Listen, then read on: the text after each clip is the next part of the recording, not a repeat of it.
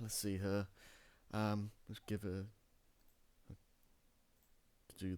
Okay, need to make sure it's actually live and the sound balance is okay. Need to make sure it's actually live. Ah! And the sound balance is okay. Need to make sure it's actually live. Ah! And the sound balance is okay. Okay, I'm boost myself up a little bit. Da da da test test test test da da test test test test. Okay, I think that should be fine. Okay, so yeah, I'd be lying if I said I wasn't a little bit nervous about doing something like this because like this is like completely new territory for me.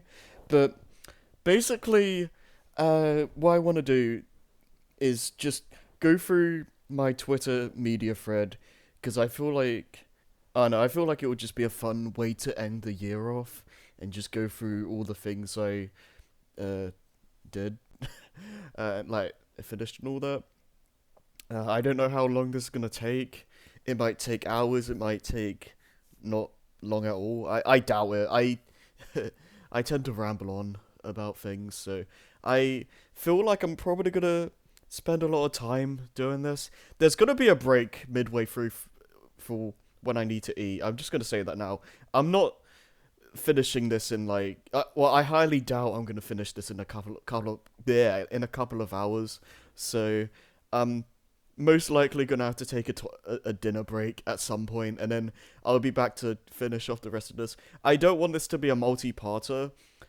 I do want to get all this done in this one stream. If I have to do another part tomorrow, then fine. But I'll do my best to get all this stuff done because I wanted this to be like the like end of year stream. So like I don't know, I just think it would be a fun thing to just go through all the things I did and have that be what I end the year off with. But yeah, that's so yeah. First off, I wanted to make it so the oh my god, no, yeah, it's gonna be Inception for a little bit. But yeah, I wanted to make the window browser just focus on the media thread, and I didn't want to have like a bunch of like extra fluff that you might end up seeing on the sides. So because of that, I have like these borders, which I haven't really done something like this since the Chamber of Secrets stream. That was like several years ago at this point. Um, so like you can you have a bunch of random stuff you can look at if you get bored at looking at my Twitter page, I guess. And I just wanted to fill the space up with like just dumb fun nonsense, and yeah, and just Kirby with a knife or Curb with a knife and Scrappy. I I have no real reason why I put Scrappy there. I just thought it would be funny to just have him there for no reason, so that's why I did that. And then the Curb I just put because symmetry. If I have something dumb on the left, I'm gonna have to put something dumb on the right. So yeah, that's why that those things are there. And yeah, I don't really need to talk about any of this. It speaks for itself. um, but yeah, enough of this Inception. I'm enjoying like how much this is going. Like like how much it's like looping in on itself here. But yeah, enough of that. I'll move that around and okay, I'll close all these. I believe it's this. Okay, it's this one that I'm looking at, and I just to make sure this works right. No, the chat. Okay, I need to before I start. I need to move the chat up here, so it actually picks up in the stream.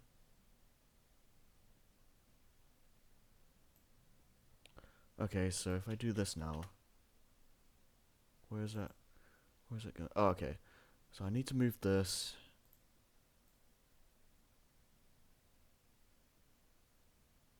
Bear with me a second. I'm just sorting this stuff up. Sorting this stuff out. And then the Twitch alerts should be like that. Okay.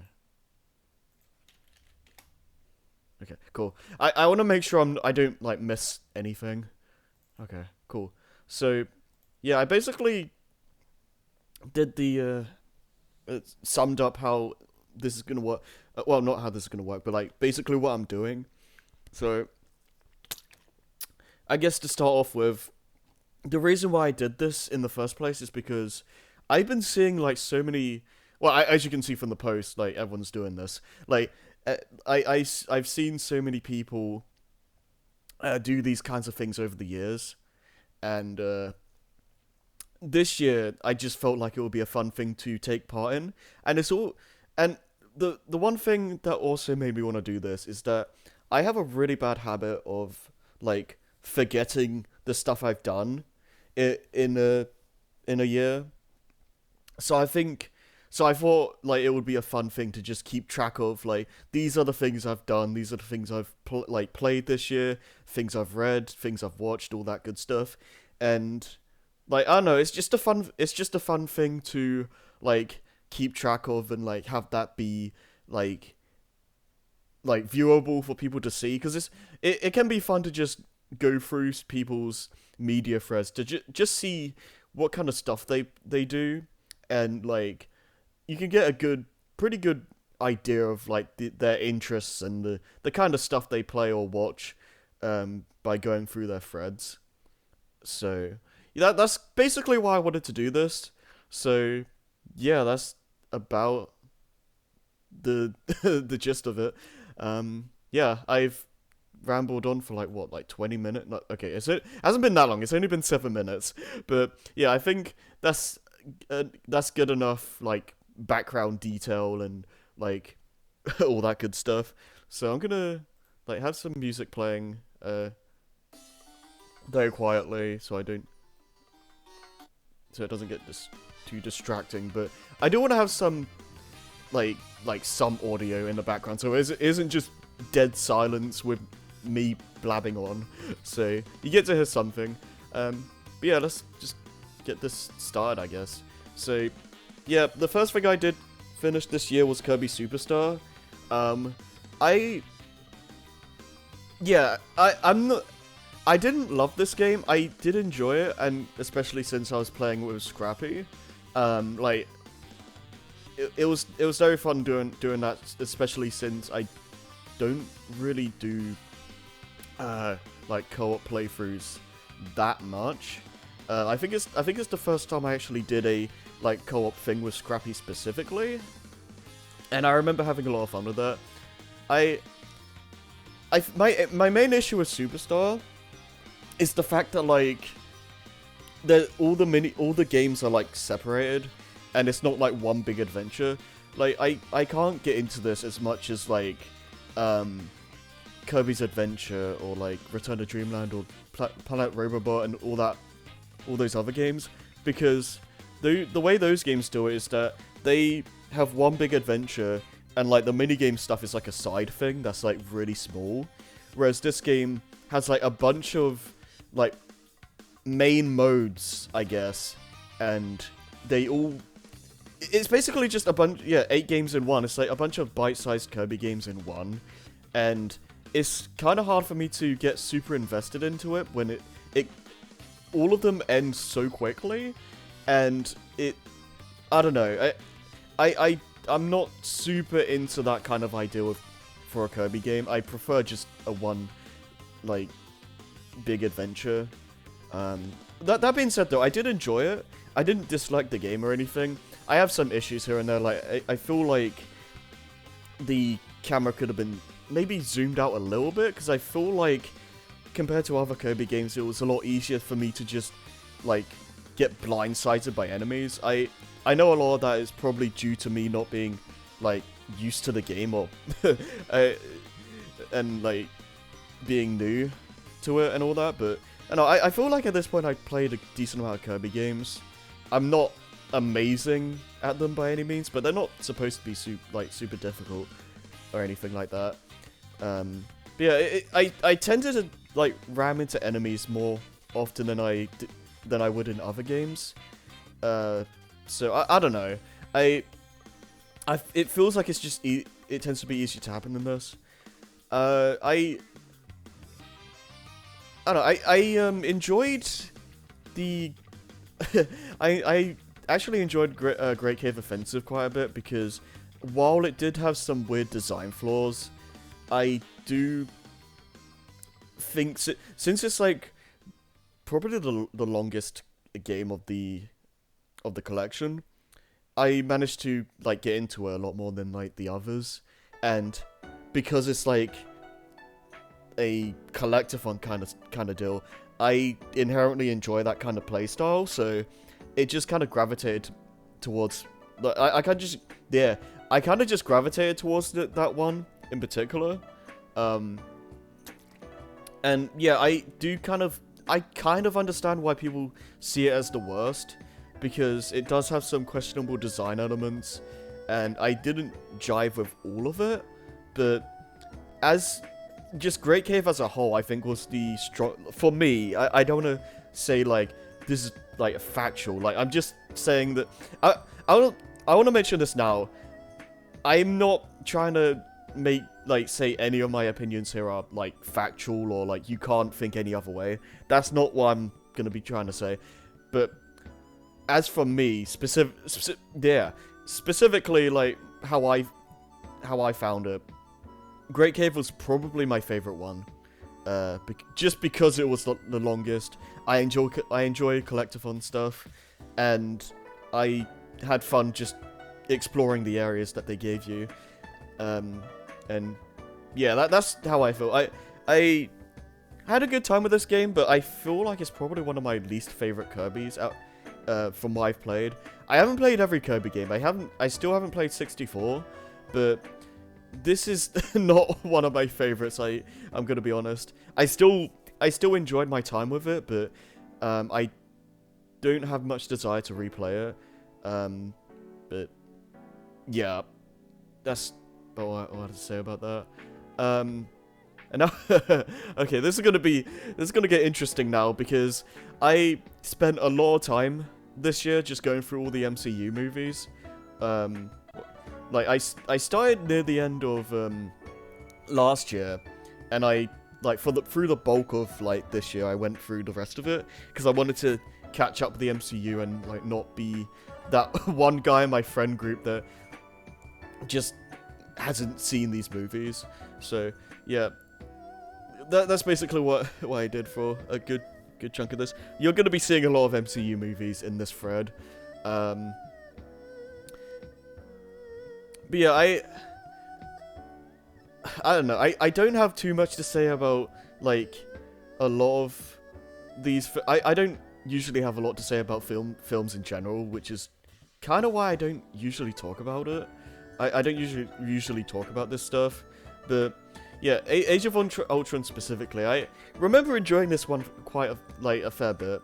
I thought Ultron was a fun villain. And I enjoyed like his backstory about how he, like, okay, I'm gonna stress this. It's been, I don't remember everything about all these things in this thread. Like if you've followed me for like any sort of time, you'd probably know that my memory is not great. So you're gonna have to forgive me if I mess things up or I like forget things, but I'm gonna try my best. Yeah, I enjoyed Age of Ultron. I thought it was a fun villain, and like he felt like a very credible threat. Like I like how it felt very like desperate for the heroes and whatnot. And like you were very scared if they were actually gonna make it out. I don't know. I feel like they did it really well, and I like Ultron's backstory and how he was like, what is it? He was like part of God, uh, it's because of like Tony made a separate entity or something. I don't remember. This is what I'm talking about being like a bit hazy on details. But no, it's one of those like kinds of stories where like don't give an AI too much power or they'll try to take over. And yeah, I don't know. I don't know if I'm gonna be like very controversial with my MCU opinions in this, because I gotta be honest, I don't follow a lot of the I don't really follow like people who talk about this stuff that much. I've seen videos, but I don't know what the general opinion is for a lot of these. So like my opinion might be completely different, or it might be the same. I don't know. I'm just kind of talking about how I feel. And yeah, I had a lot of fun with Age of Ultron, and I thought it was a fun time. So this is an interesting one. So I was really late into watching the Sonic movie because actually no, I don't. Okay, well, first off, the movie came out around like when COVID was starting to rear its ugly head and become a really big thing. And that was a big reason for why it took me so long to watch the movie. And then beyond that, it was basically just not really knowing, like, not really having a good way to watch it. So, yeah, it was just one day during, like, our movie nights that I'm not usually a part of them, but, like, the Seabrain server does well, they try to do movie nights every Tuesdays and Fridays nowadays, and, like, when it came to watching the Sonic movie, that's when I joined in. That's what I joined in for, just because the second movie was coming out soon, and I wanted to like watch this one beforehand, and I had a good time. It's not like the best movie ever made or anything like that, but in terms of just being a adaptation for a movie, I thought they did a pretty decent job. Like, they do the whole like alien character comes to Earth and it's all weird and stuff, but I don't know, I think they did a decent job, like, making it entertaining for, like, a Sonic film. There's a lot of fun action. I don't know, I think it's one of those movies where, like, it's just a fun time. There's nothing, like, super great about it, but I think it's a fairly solid experience, especially if you're a Sonic fan. I think you'll have a decent, I feel like you'll have at least a decent amount of fun with it. I had a good time. I don't like if I had to watch it again, I wouldn't hesitate. Like, I would love to like sit down and watch it again, but it's not one of those films where like I'm itching to see it another time, you know? It's like, it's one of those, like, it's good, but it's not amazing. But yeah. And, yeah, Jim Carrey as Eggman is great. Okay, in terms of Ant-Man, I honestly have, like, Ant-Man and the Wasp more on my mind than the first film. But I do remember enjoying this one, but I don't remember too much about it. I just remember the scenes where, like, there were just a bunch of ants and stuff just crawling around. It's just like, yeah, no. No one wants that. But, yeah, no, I remember having a decent time with this one. I don't have much to say about it, really. Civil War, though, this is definitely one of my favorite MCU movies. It might be my favorite, I'm not sure, but it's definitely, like, it'll probably be, like, top 3. Yeah, Civil War, it's, like, one of those, like, things where it's, like, whatchamacallit? Like, two sides just there. I'm explaining things, .exe, failing. No, I enjoy it in media when there's, like, two sides that have completely different like outlooks on something, and like they collide and like ergo create a civil war. And I feel like this movie did it really well. I was very invested in like both sides. Like it didn't feel like either side was like absolutely correct, which made the movie that much more exciting to me, because you don't really know who's in the right. I think it did a good job in making it feel like no one was actually in the right, and like there's no wrong side to be on. And I guess there's also the fact that like this is the introduction of Spider-Man in the MCU. I know a lot of people have issues with this version of Spider-Man, but no, I like his I like the MCU's version of him. I don't know if he's like my favorite. No, I'll say this. My favorite version of Spider-Man is the Spectacular Spider-Man show, but in terms of the movies, I don't know. It's probably between Toby and Tom, because I do think that Tom has like he gives a he has the like teenager energy that I think is important for Peter Parker to have, and I think he does that really well. And yeah, I think it was a good introduction for Spidey to be put in the MCU. It's not like the movie doesn't focus on him too much. It's mainly to do with like Tony and things. Steve, that's it. Yeah, Tony and Steve's beef. So yeah, the main conflict I thought was like really well done, and it's one of those things where like it made me like feel good that I was following along with like through each of the movies, because the reason why I wanted to watch the MCU like in release order is because that's how it was meant to be watched. Like I don't want to just randomly like select a movie just because it's new or people talk about it a lot. I wanted to watch these as they were intended, and I feel like with stuff like this, like Civil War here, that definitely elevated it and made it a lot more enjoyable than it probably would have been. So yeah, definitely one of my favorite MCU movies.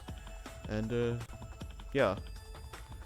Oh, this was another really good one. Like Doctor Strange, like this was, I don't know if I'd put this on the same level as Civil War, but hold on, I need a drink.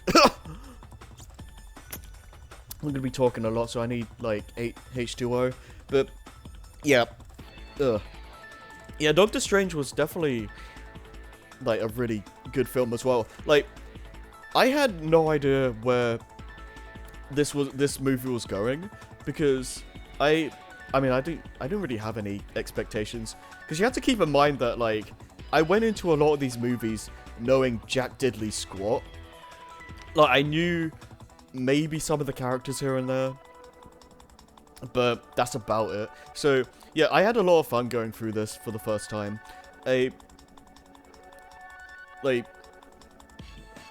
Whatchamacallit, like I thought it was very realistic how Strange has that like massive accident, and like he's worried that he won't ever be the same again, and then like he goes through all these like trials, I guess, if you want to call it that.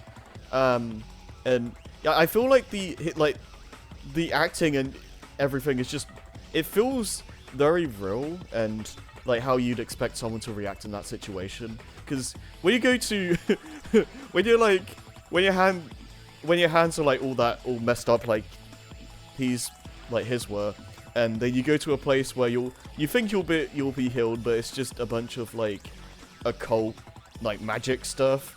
Like you're probably gonna raise an eyebrow and be like, this is a bunk of like garbage.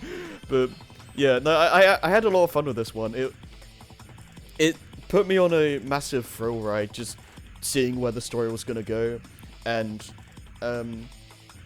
I wanted to see where the characters, as like Strange like specifically, we're gonna go from here. And there's obviously the Dormammu scene, which was pretty great. And yeah, I don't know. Again, I don't know if I'd put this like around the same tier as like Civil War or anything like that, but it's definitely up there. Like I really enjoyed this one. So yeah. Okay, so getting into the Spidey stuff now. I remember having a decent time with this one. I don't really think I wouldn't put this on the same level as like Spider-Man 1 or 2 or anything like that, but I definitely like this more than like the Amazing movies. Especially like specifically Amazing Spider-Man 1, which we'll get to down like in this list. But yeah, I had a decent time with this one. I pretty much said all I needed to earlier about how I feel about MCU Spidey. I think he's a good version of the character. He's not my favorite, but he's definitely a solid like interpretation, I think. And I know that like there's a lot of people that say like, oh, like Iron Man Jr. or whatever. I don't know. I don't entirely agree. I can see where people are coming from with that, but I think it is important for like Peter to have like some kind of mentor character at the start, and then like once they go, then like he gets in he's like put into more of his own, I guess, if that makes sense. I don't know. But no, I enjoyed Tony and Tony and Peter's relationship in these movies, especially. Especially since like Tony's like very clearly like super protective, maybe to a fault, but I enjoyed the dynamic, and it was just it's just very fun, and. Yeah, I don't have much else to add, really. Okay. So, taking a break from MCU stuff for a little while. Tropical Freeze. So, yeah, earlier this year I did a stream series of, like, just going through Tropical Freeze and getting all the puzzle pieces, time trials, and all that good stuff. Because I wanted to make sure I could reasonably 100% this game before the inevitable like LP series. And yeah, I had a good time. Like, Tropical Freeze is still one of my favorite games. It has just really solid platforming. There's so much personality, and it doesn't really have a moment where I just go I'm just like, this level sucks. Like, it definitely has its difficult moments, and it's definitely one of the hardest to like Nintendo games out there, I'd say. But I feel like it's just like, it's difficult without feeling unfair. Like, I feel like it's a good challenge, and it just feels so rewarding to complete. And like the level design, like it's some of the best I've ever seen in a game. Like, this is easily one of my favorite 2D platformers, if not my favorite. And it's like, yeah, it's just a blast to play through. And yeah, I don't want to talk about this too much, because I do want to have like stuff to talk about when we do the LP. So yeah, I'll leave it there for now. But yeah, I had a good time, and I look forward to when I eventually do the LP, and when I like sometime after that, when I go through like hard mode runs, and at some point, like, I definitely want to do a funky mode stream, but I don't know when those will be, so I'll just I'll just leave it at that for now. And okay, so this is an interesting one, because 1 second.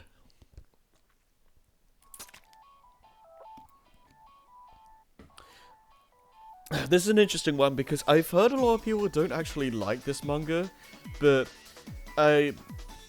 I'll say this, the art style isn't my favorite. I don't hate it, but I can definitely see the art style specifically not jiving with everyone. But no, ignoring that though, I had a good time with this one, like, because the idea for this is like, I I just remember hearing, oh, there's a Toho manga starring Satori where she like tries to be a detective, and like Satori is like one of my favorite characters in Toho, so I wanted to check it out like solely because like the premise just sounded really entertaining to me. And no, it's not my favorite thing in the world or anything, but I remember having a good time reading this. They've added more chapters since I've like gone through it, but I don't know, I remember having a good time in it. I feel like it does a decent enough job, like, leading you along, like, oh, this character's gonna be the culprit, but it pulls the rug from under you several times. So I found that entertaining, and, like, just seeing how all the characters react to Satori doing all this detective work, I just found really fun. And, yeah, I don't know, again, a lot of people seem to dislike this one, but I don't know, I thought it was a decent time. I wasn't amazed by it or anything like that, but I thought it was fun just seeing the characters in this kind of situation. And as of this moment, I haven't read like the new chapters or other Toho manga, but I definitely want to do that in the future and just see how those are. But yeah, I enjoyed this one. And yeah. Okay, so oh boy. So yeah, My Hero I I have I'm not sure how I should say this, but like My Hero is an interesting one because it's like I'm a little bit mixed about My Hero as a whole. Like, I feel like it's one of those shows where like it's a good all around like anime. There's nothing super bad about it or anything, but it does feel a bit like plain, I guess. I don't know. Like it has like some super hype moments, don't get me wrong, like like some of the fights and all that get pretty hype. And when like moments when it gets really serious, I think those are when this like My Hero is like at its peak, because then you start like worrying about the situations of the characters and like how badly they're gonna like get like whatchamacallit, like you worry about the outcome basically. And those moments are great, but I feel like My Hero can be a little bit aimless sometimes. Like like the whole idea obviously is that it's meant to be a like Deku becomes like the big hero eventually, and that's all fine and dandy. But the story, I feel like sometimes the plot feels kind of meandering a little bit. Like it doesn't feel like we're really building up to anything. It feels like we're kind of just doing things. And while there are like hype moments here and there, I don't know exactly what what they're trying to aim for, besides like I don't know, just save the day, I guess. Which I mean, sure, but I don't know. I prefer it when when a shonen like style anime like this actually makes me like know what we're building towards, and it like makes me excited for what's to come. With My Hero, it's kind of one of those shows where I'm like I'm along for the ride. Like I'm having a decent amount of fun, and like most of the characters are likable. Mineta notwithstanding. But you know, it's like I'd prefer to have a concrete goal uh, and it feels like there isn't really one in My Hero. Like they saved the little girl, which I forget the name of right now, but that was a good that was a good arc, and like seeing how she was like not part of the main crew or anything like that, but how she was like helping the others and all that. Like that was cute. I I enjoyed that, and it has good moments like that. But yeah, I just kind of wish there was like a actual a more obvious goal that they were clearly working towards, and it doesn't really give me that. So yeah, My Hero is like just kind of a mixed bag for me. I don't dislike it, but it's not really a favorite of mine.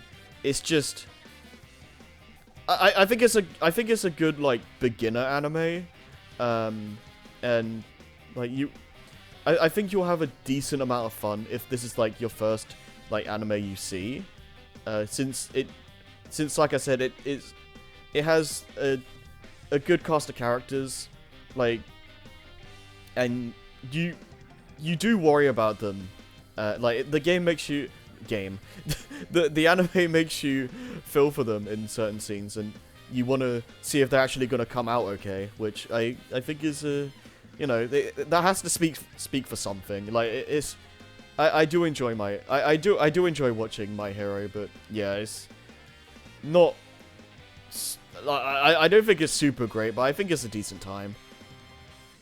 Ugh. Okay, so I feel like I'm probably gonna make a lot of enemies with this one, but for Ragnarok, I was kinda not super big on. I didn't. Okay, let me rephrase this. I didn't dislike it. I will say, in terms of just sheer comedy, this is the best Thor movie. So I can understand why people really enjoy this one, but as for someone who I seem to be like the only one on the planet that actually enjoyed Thor 1 and 2, I had a really good time with Dark World. I know that's like one of the least favorite MCU movies for a lot of people, but no, I had a lot of fun with that one. I think the figure that I wasn't big on with Ragnarok was just the core story. I wasn't really that invested in. Like it kind of just, I don't know. Like okay, let me say this: the comedy I had a good time with. Like it had a lot of like fun moments, and Loki is just one of the best characters. Whenever he's on screen, he's just a riot. Like he's definitely one of the funniest characters in the MCU. So yeah, this movie definitely has that going for it. But in terms of just the sheer like story, like the main plot and all that good stuff, I just wasn't super into it. I don't think there's I don't remember there being anything like super wrong with it, but I just didn't really gel with it that much. And I kind of that was a shame, because I had a lot of fun following the plot of the first two Thor movies, and I wanted to see how those would play out. But yeah, no, for Ragnarok, outside of the comedy here and there, I just wasn't jiving with it. I didn't really care about the story that much. I don't know, it just, like, the fight against, like, Thor and Hulk was cool. Like, it had some good moments like that, but yeah, no, I'm probably gonna make some enemies with this one, but yeah, Ragnarok is not one of my favorites. It's probably on my lower list, honestly. I don't think it's a bad movie, and I see why people like it, but I don't know, it just wasn't really my kind of thing, I'm sorry to say. And, okay, so Kingdom Hearts 2. So this is still one of my favorite games of all time. This run was basically for a like Siege recording. Like, yeah, we still do C's LPs, by the way. But yeah, I wanted my playthrough for that to be whatchamacallit. I wanted it to be a like a crit playthrough. So that's why I did this here. And yeah, it's just playing this game in crit is just so much more fun than Proud or any other difficulty, because you have like it basically makes the game twice as fast. Like, enemies kill you faster, but you kill enemies faster. And it's quicker. I think it's quicker anyway to build up your drive gauge and all that in crit compared to like other difficulties. And it just basically makes the game go into turbo mode essentially, and the added difficulty just makes it so much more fun to go through, and like it constantly keeps you on your toes, and you can't just mindlessly hack and slash. Like, you have to actually think about what you're doing, which is basically why Critical, for most games in the series, is my preferred way of playing these games now, because anything below that, I wouldn't like. I'm not gonna sit here and say I'm like the best player in the world or anything, but you know, for most games in the series, like Proud and especially below that is just too easy for me nowadays. So like I enjoy just putting on Critical because I like having a good challenge, and when Kingdom Hearts does difficulty well, it does it really well, like some of the best in the gaming industry. And I had a great time going through this. And yeah, look out for the Kingdom Hearts 2 level 1 crit run. That'll definitely happen sometime next year. I'm not going to promise when, because I've got a lot of other stuff planned. And I'm going to say this now. I plan on starting a Mario stream marathon that I've been talking about. I've been talking about doing this since like 2013 or some crap, and I feel like it makes sense to start that for when the Mario movie comes out. And I mean, if that movie gets delayed, then that kind of puts a wrench in my plans. But you know, ignoring that, I do want to do that then, and because of that, I don't really want to have like 2 marathons going on at once. Oh, no, not even that. I don't want to have 3 marathons going on at once. So that's why I've been doing a lot of Spidey stuff lately. So yeah, that's why I haven't really been starting anything else on stream for quite a while. But rest assured, at some point after Skyward Sword, I do want to do Kingdom Hearts 2 level 1 crit, because I did it for level 1 Proud for KH1, and minus some stuff in that, primarily like the end games portion, I don't regret doing that. Like, I had a good time for most of that.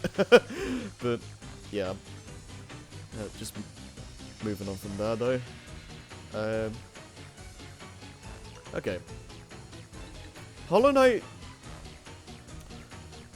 Okay, this was interesting because, yeah, Hollow Knight was one of those games where like I heard so much about over the years, and like it was like this great Metroidvania type game, and it was always like a game on my bucket list, but it just took me so long to get to it. And yeah, I had a good time with it.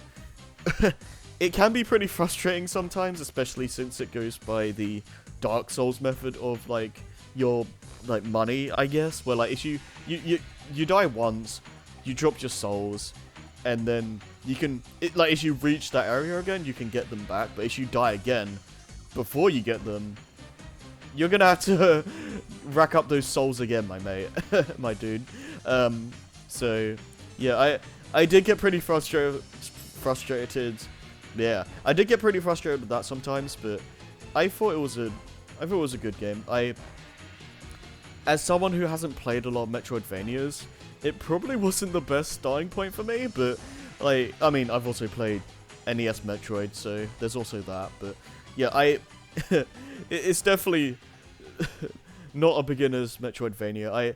It's a very, very difficult game, and I, as I say in this post, I've only, what is it? I only like got one of the endings, but apparently there's like 5 in total.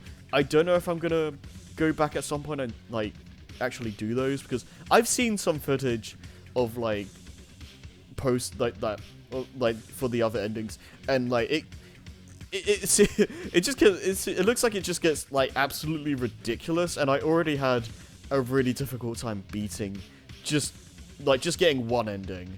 So I don't know if I'll go back to do more of this game in the future, but yeah, I had a good time with this one, and it definitely made me more interested in checking out more Metroidvanias in the future. I've always wanted to like play these games, like play these sort of games, but I've just never really gotten around to it. But yeah, at some point I do want to play stuff like Symphony of the Night. I think Aria of Sorrow is a Metroidvania. I think there's like, was it Axiom Verge, I've heard is really good. I don't know if what can I call it? Guacamelee is meant to be a Metroidvania, but that's also like a game I want to play at some point. I believe Cave Story is a Metroidvania as well. It's like all these like Metroidvanias I do want to play at some point. I guess like the 2D Metroids themselves as well.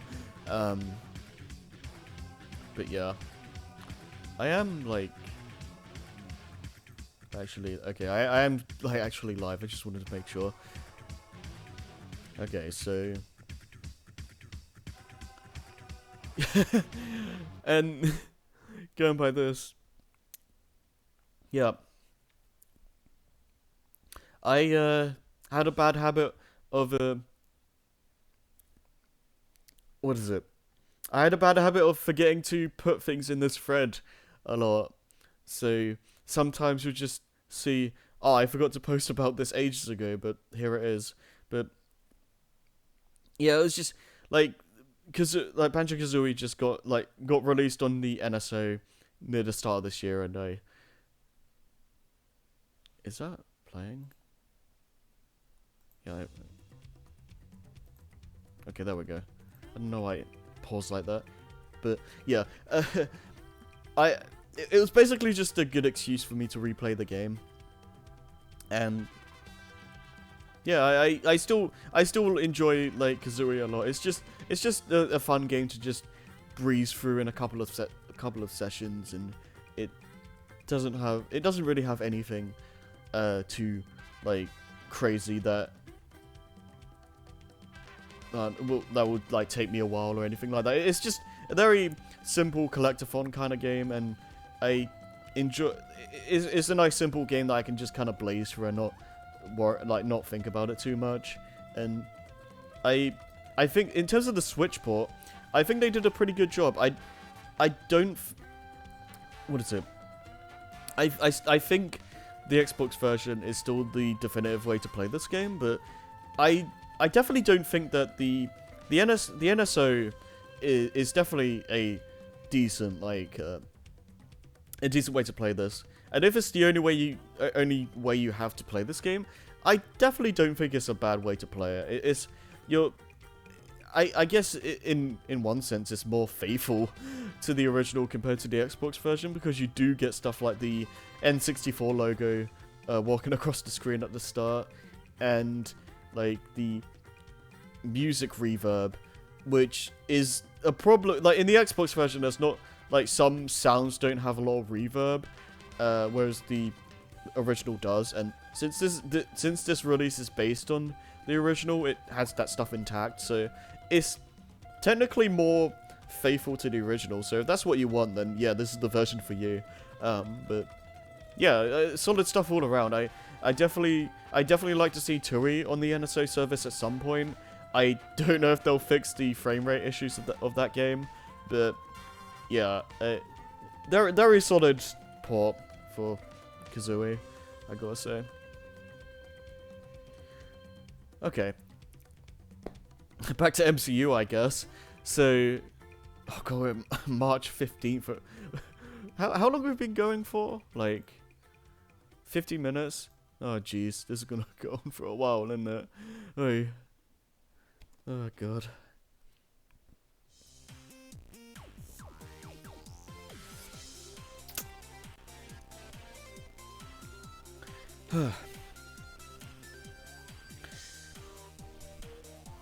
Okay, so yeah, I thought Black Panther was a really good movie. I don't know. I just got really into the plot. I wanted to see where things would go, and I thought it had a good cast of characters, and the action set pieces were. I remember just being like really thrilling and like just good, very good cinematography with like the fight scenes and all that good stuff, and it didn't really have a dull moment. I remember just having a good time with this movie, just all around. I thought it was just a good watch, and definitely, yeah, like I said here, it's like one of my favorite MCU films. Like, had just solid cast, solid story, solid like fight scenes, good just general cinematography, and just a fun ride overall. I had a good time, a really good time with Black Panther. Oh god, okay, this is the big one. Yeah, again, I was saying earlier about like watching these movies in release order, and this is like probably the biggest example of why I think that's important. Because like Infinity War, it would not be anywhere near as entertaining or like heart-wrenching, I guess, as it could be if you just saw this movie and none of the others. I feel like it wouldn't like strike a chord with you nearly as well. But yeah, no, this is a great movie. I really don't have much I need to really say, 'cause everyone's pretty much said it at this point. Like, it's a great movie, and it's a great way to like end like phase 3. I mean, this is technically not the end of phase 3, but it's like part 1 of the end of phase 3, if you get what I mean. And it's it was a great way to do it, and just seeing how all these like characters like try to band together to beat Thanos and all that. Like, yeah, I don't really have much like negative to say about this one. Like, this was just a really good like end for this era of the MCU, and like when we get to Endgame shortly, like, yeah, that just builds upon it further. But yeah. Okay, 3D World. Okay, so yeah, I do both of these at once, I guess. But yeah, 3D World, it's not my favorite. Like, I like 3D World a lot, but it's definitely one of my least favorite 3D Marios, if I'll be honest. I like this more than like 3D Land and 64DS, but besides that, I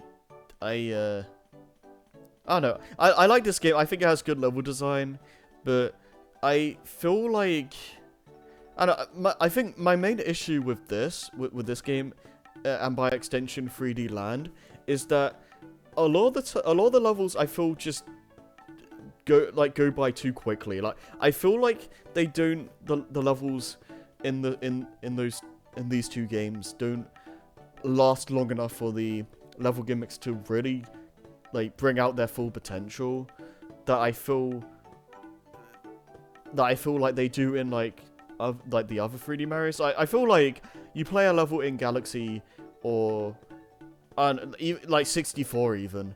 I feel like you spend enough time there where you feel good. You feel happy that you got a good amount of like content out of the level. Like you feel like they brought out a good amount of I don't know, level real estate, I guess, for the gimmick, and like you don't feel like it was like tossed aside too quickly, I guess.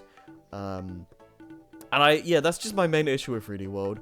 It has a lot, again, it has a lot of good level design and like arguably some of the best in the series, but it was never really one of my favorites. I definitely think in a post-Odyssey world, I do think that 3D World is a lot better.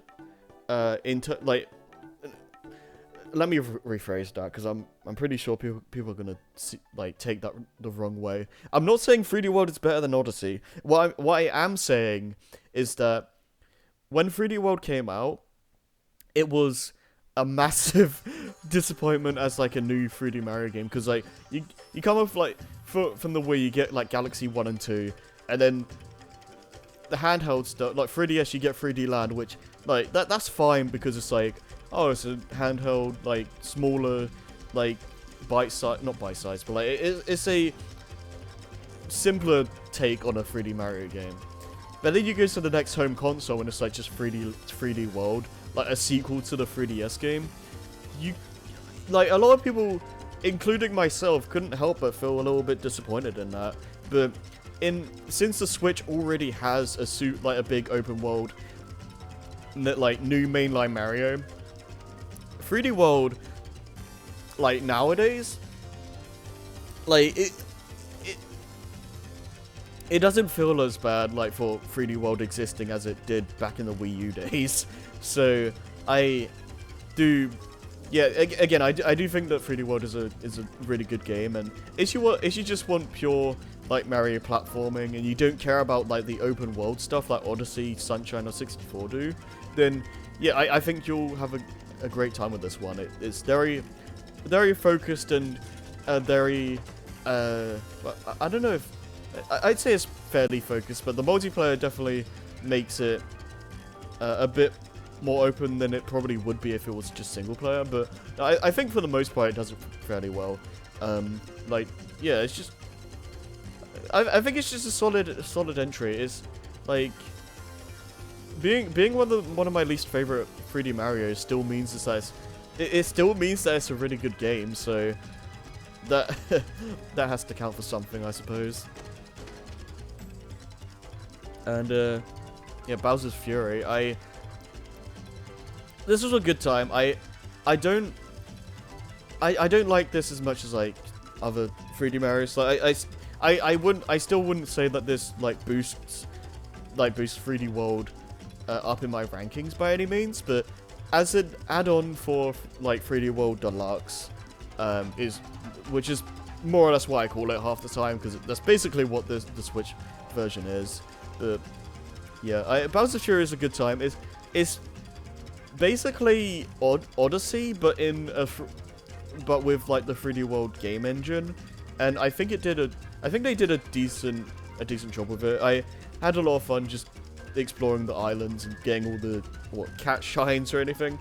I'm not entirely sure how I feel about like the Fury Bowser interrupting you. Like I on one hand I do like the idea of like how he comes out sometimes and like it makes things more intense. But on the other hand, I don't particularly enjoy the fact that like you need him to like blow up some blocks to get a specific shine. I feel like that could have been handled a bit differently, but ignoring that though, I did enjoy this quite a bit. It's definitely, you can definitely tell that there's still like some 3D World DNA in terms of like the level design. But I think they did a good job mixing like the 3D World gameplay with like a more open structure. And like Plessy being like basically a fast travel option was I think that was a genius way to do it, and it's a good, I think it's a good way to recontextualize like Plessy's gameplay. And yeah, I don't know.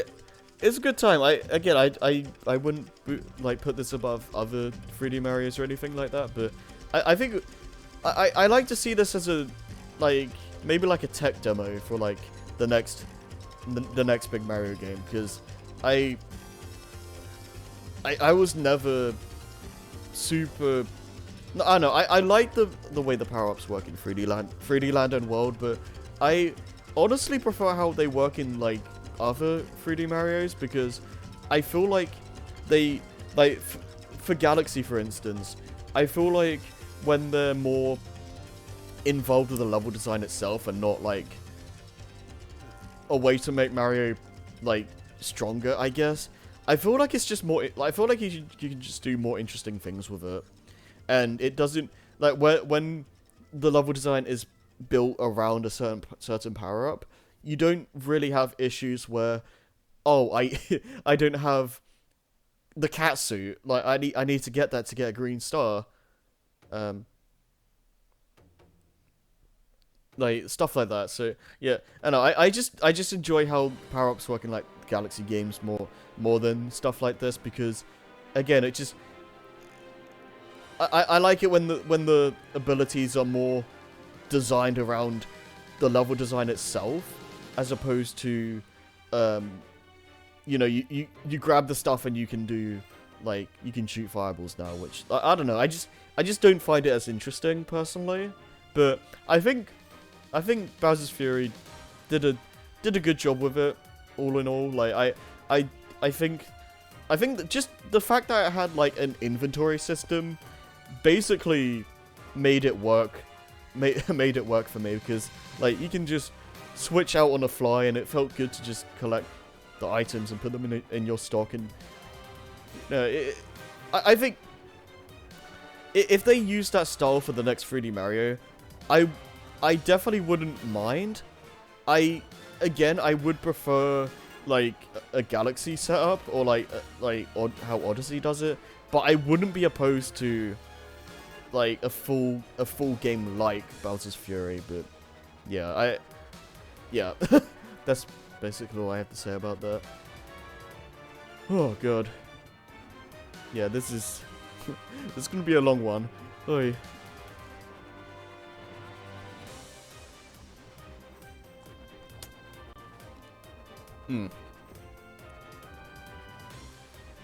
So, okay. F-Zero was a this is a series that another series that I've wanted to play for a long time.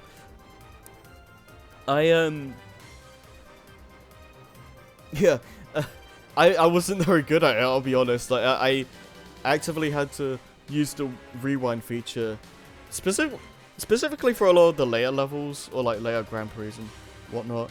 But yeah, I had a good time. Like I definitely want to check out like F-Zero X and GX, because like those ones look absolutely insane. But yeah, I had a good time with this. I got my ass kicked. Like, it's a very hard game, but yeah, god, it was something else, alright.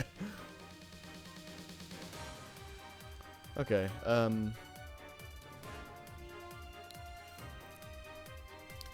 okay, so yeah, Ant-Man and the Wasp.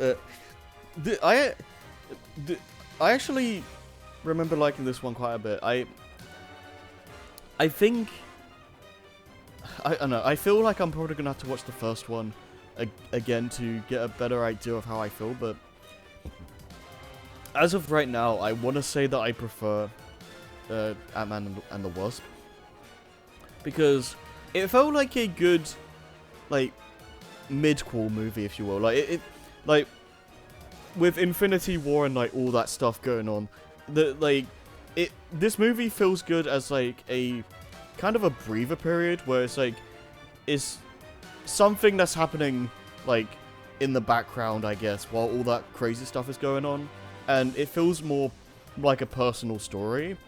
And I thought I don't know. I thought that was it was a good thing to have that for this point in the MCU, and like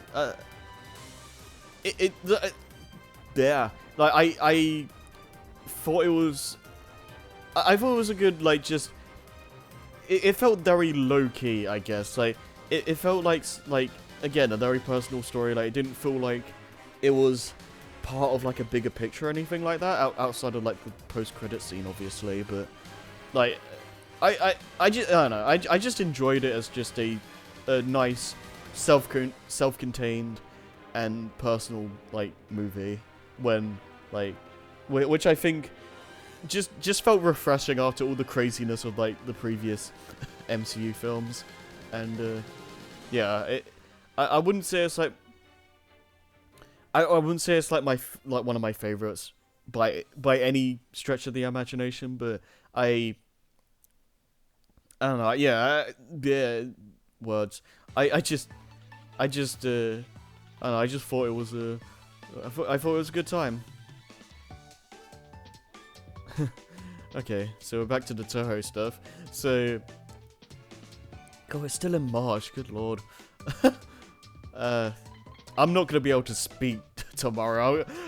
I'm gonna wake up like the next day, and my voice is just gonna be shot. But yeah, as your reflections, this is basically just Toho like 6, but with some of the other characters. But you know, I this is a very good game. I definitely, if you want to get into Toho, but you think it's like gonna be too difficult or anything like that, I definitely think that this is a good starting point. It's like I say here, it's one of the easier games in the series. So I definitely think it's a good starting point. It does have like a lot of like unique mechanics that aren't the norm for Toho. Like just ignoring the fact that it's like a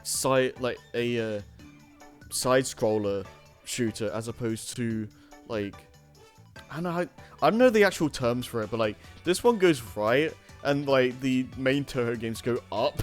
That's a really bad way of explaining it, but that alone definitely changes how like you play the game quite a bit.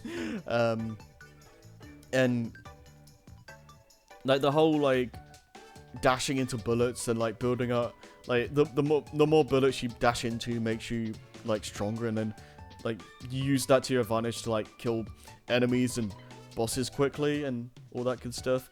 And yeah, that mechanic alone definitely makes it one of the easier games in the series. But it's still definitely no cakewalk or anything like that. You'll still like be tested, and it's not something you can just blaze through without thinking. You need to be on your A game to like clear this, especially if you want to like get a good score. If you want to do like the harder modes, which I still haven't like done. Like I think I've dabbled in hard mode here and there, but I've never like actually cleared it. But it's definitely something I want to do down the line.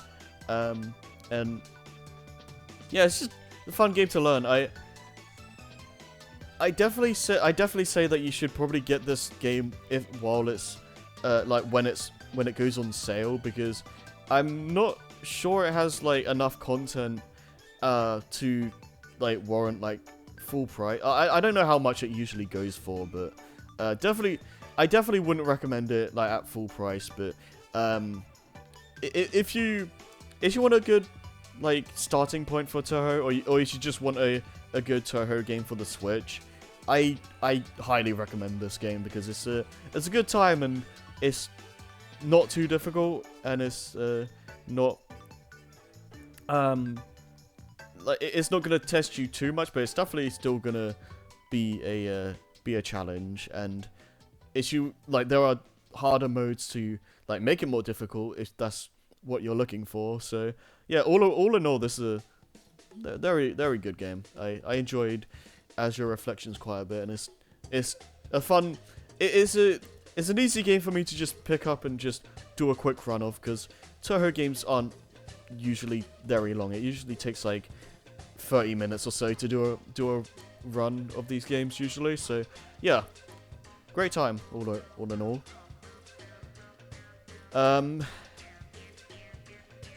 And now, okay, so this is probably the start where I'm not gonna be so kind to the MCU, because Captain Marvel this movie just kind of exists. I gotta be honest, like I went through this movie, I just because I was going in release order, like I've been saying, and I didn't really care about much of anything that was going on here. I enjoyed the plot twist, like, I don't know if it was like 2/3 or like midway, but like the plot twist, and if you haven't seen this movie and you care, mute the stream for like a couple minutes. But yeah, the idea of like the shape-shifting guys actually being the good guys, and the people that you thought were like the heroes were actually the villains this whole time. I did enjoy that. I thought that was a good plot twist, and it made you rethink the story and what was happening. But beyond that, I just didn't give a crap. Like, it was such a boring and like nothing movie.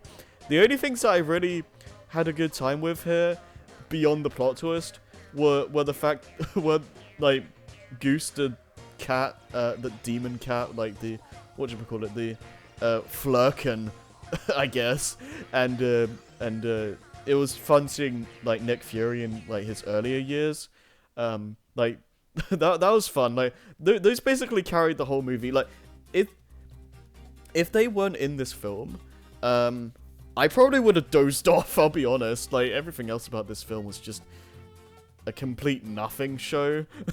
Like I just did not care. But yeah. And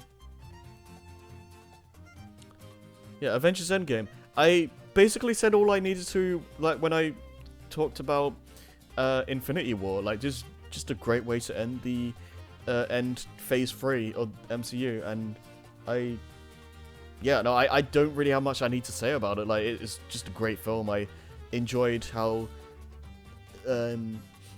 like just seeing how all the characters like were trying to deal with the situation, how they had to overcome Thanos and in the Infinity Stones and all that good stuff. And yeah, it was just a great film. I don't really have much I need to say about it. I thought it was a very good send off for Phase 3, and yeah, I got nothing bad.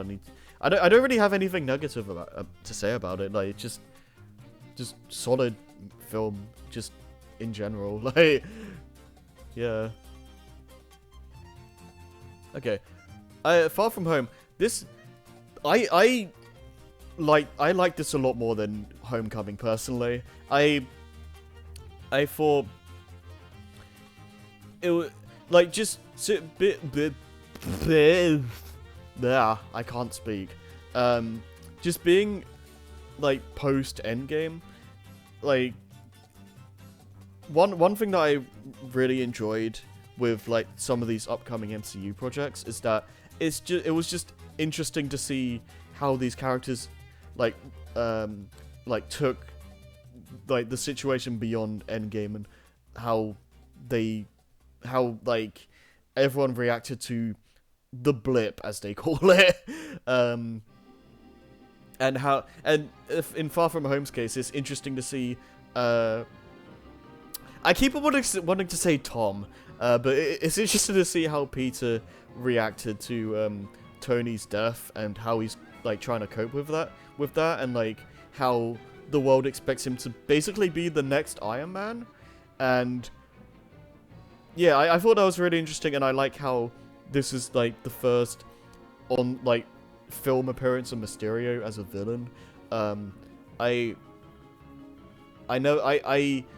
Mysterio is like definitely a really, like, I don't know if he's one of my favorite Spider-Man villains, but he's very cool. I like Mysterio, and I thought this was a very good way for them to put Mysterio on the big screen, and all the like drones and stuff. And I feel like this movie also just had a great mix of like seriousness and just like fun comedy. Like I feel like the Spider-Man films probably have my favorite mix of that. Like it doesn't feel like it does it too much, like some other MCU projects tend to feel like sometimes, but it also feels like they know when to keep it like they know when to make it like more serious and like not so jokey and all that, and yeah. No, I thought Far From Home was a really good film. Yeah, just very good improvement over Homecoming in my opinion, and yeah, it was great time all around, I think. Oh yeah, okay, I gotta be honest, oops, I didn't want to do that. I gotta be honest, I kind of forgot I even did this, but yeah, I think a couple years ago, I don't remember how long ago it was, but I LP'd Lego Star Wars 3: The Clone Wars. I just called it Lego Star Wars Clone Wars because like the 3 doesn't really mean anything, and whatever. It's Lego Star Wars: The Clone Wars, but like I remember having a decent time with like the LP. It's not one of my favorite LPs I've done or anything, but like I thought it was a decent playthrough, and I made it a point to 100% the game on stream afterwards at some point, and like that's what I did, and it's fine. The biggest standout I think was the fact that like Starkiller is an unlockable character, which I think is pretty neat, but I don't know, it's just kind of, it just felt like a lot of busy work. I don't usually mind 100%ing Lego games, but I feel like it's I feel like the playlist is like looping the same songs. I'm gonna see what it does after Lost Jungle, and then if it does the same song as it did earlier, I'm gonna shuffle it again. But yeah, it was just kind of whatever after a point. I don't really have much interest in playing this game again, I'll be honest. But yeah, it was fine, but I would I definitely wouldn't play this over like Complete Saga. Like that Complete Saga I think is just overall a much better game as a whole. Like Lego Star Wars 3 definitely has some like better elements. I think it has a better hub world. And I like the idea of the big battles, but overall, I don't know. It's just it was just kind of okay. I don't know. It was fine. Okay, so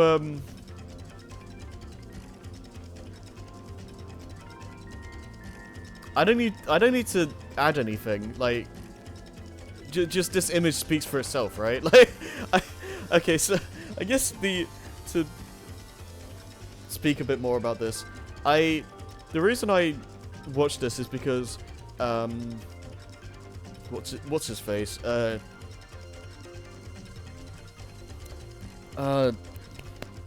Like Fellows, or however he says his name, like did a video of like a Ninja Turtles OVA based on the 80s cartoon, and seeing how ridiculous it is from that, I had to like find it for myself and just watch it, and it's Japan is just so weird, dude. I don't. What do I even need to say about this? Like, what the? God, I don't know, dude. I didn't. It was entertaining, but I'm just. I just watched that, just being so confused. Like, what? Like TMNT, like being like super, for lack of a better term, like animeized, is just so weird. Like, I don't understand. Oh, God.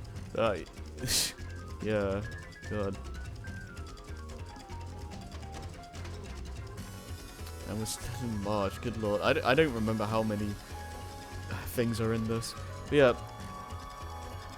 Yeah, Unleashed. This is... Yeah, Unleashed is like one of my favorite games ever.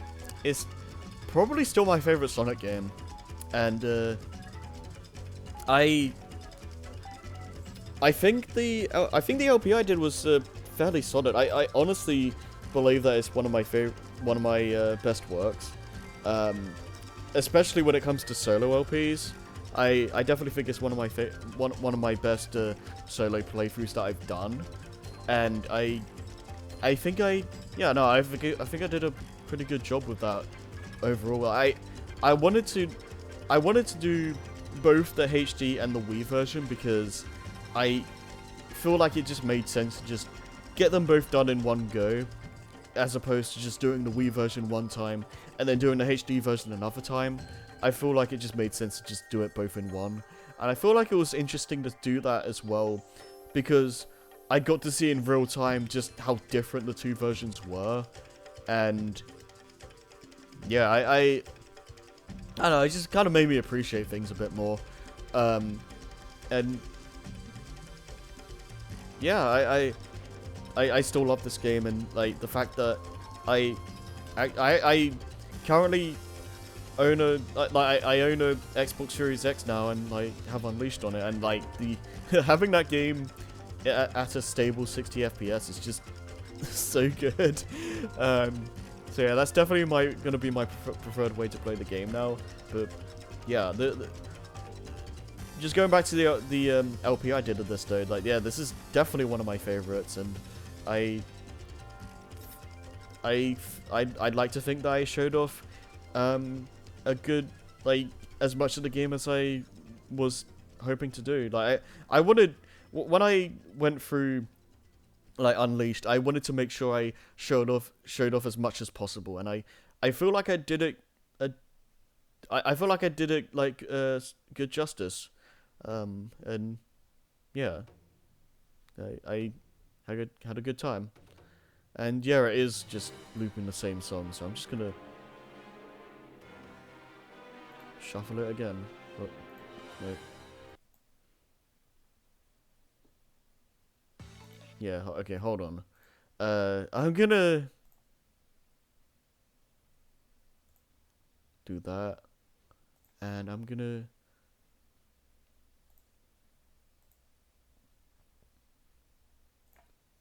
restart the playlist, I guess.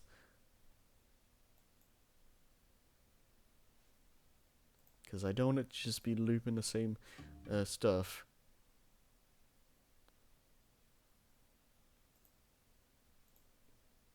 Okay.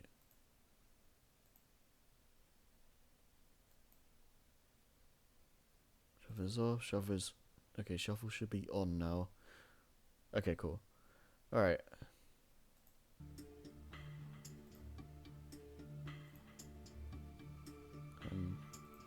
Back on with this. Okay, so Super Mario Land. This was a good time. I enjoyed this one a lot more than I was expecting to. It's definitely like a very, very short game. Like, you can beat this in like 30 minutes if you know what you're doing, or even less. I think my playthrough was like 40 minutes or so.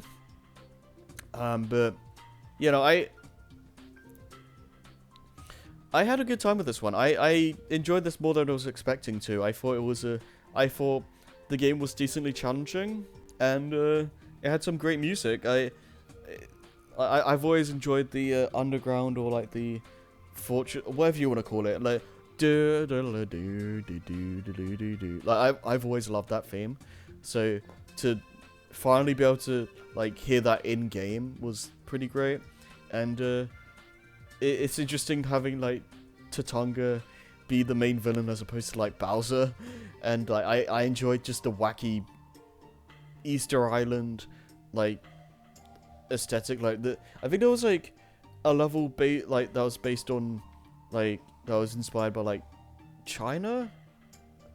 I don't remember if it's like China or Japan inspired, but it's one of those two, and I just enjoyed how like weird and creative the game was. Like it's just it was a very just bizarre bizarre Mario, and I thought it gave it a lot of charm, and yeah, just I will say this, the physics are definitely a little bit off, but I think it's fine enough, especially since this is like a 30-minute game, so yeah, I think it was a good time, and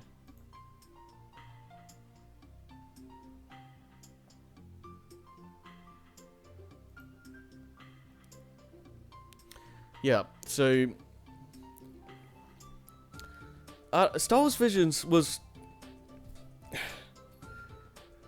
this is an interesting one because I thought some of them were really cool, but I didn't gel with all of them. Like, what is it? The one where it's like some weird alien like robot kid or something. I that didn't really work with me. I didn't really gel with that one. The one with the like the band, like that was a bit weird as well. I didn't gel with all of the episodes, but like the ones that I did like, I thought were pretty good. A lot of them are kind of blending together in my mind right now, but yeah, I like in this post I say episodes 4, 5, 7, and 8 were my favorites, but right now I can't even remember what those were, but I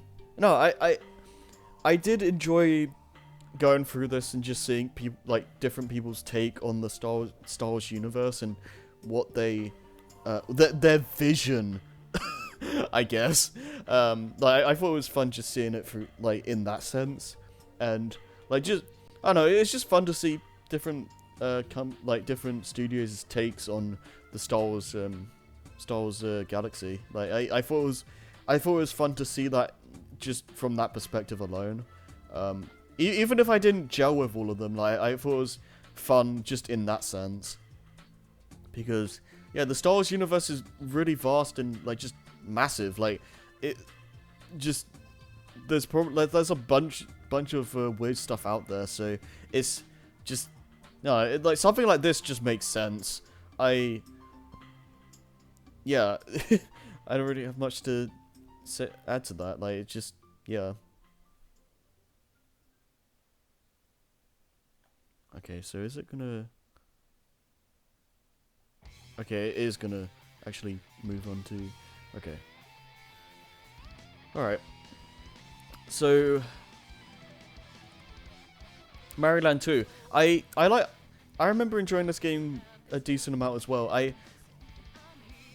I feel like they made it a bit like too easy in some parts. Like I feel like most of the game could be a little bit harder because I feel like the first game had a better difficulty curve.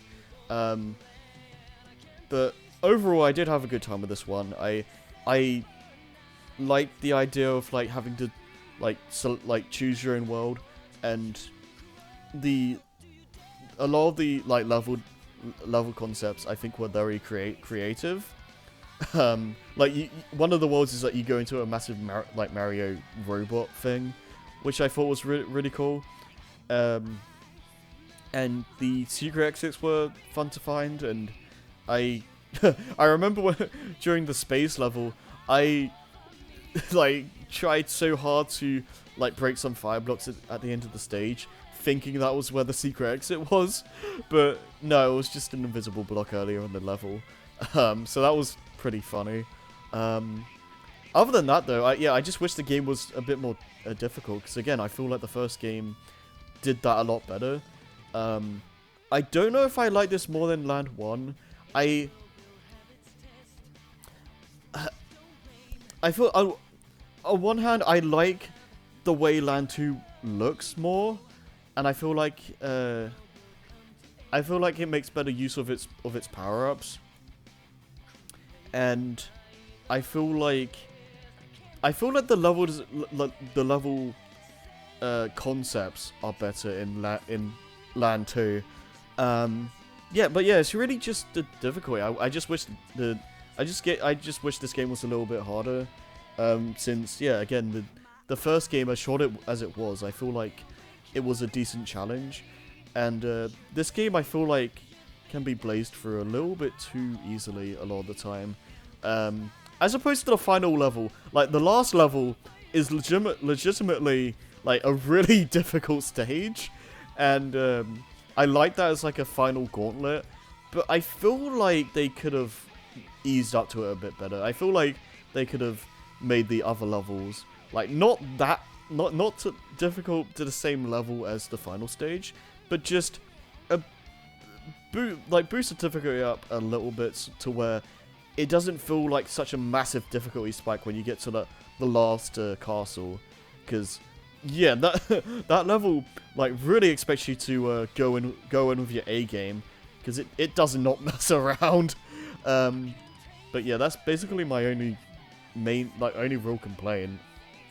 Just I wish the game itself just built up to the final stage a bit better.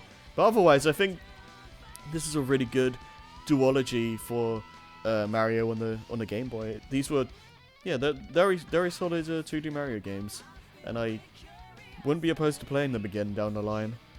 But yeah.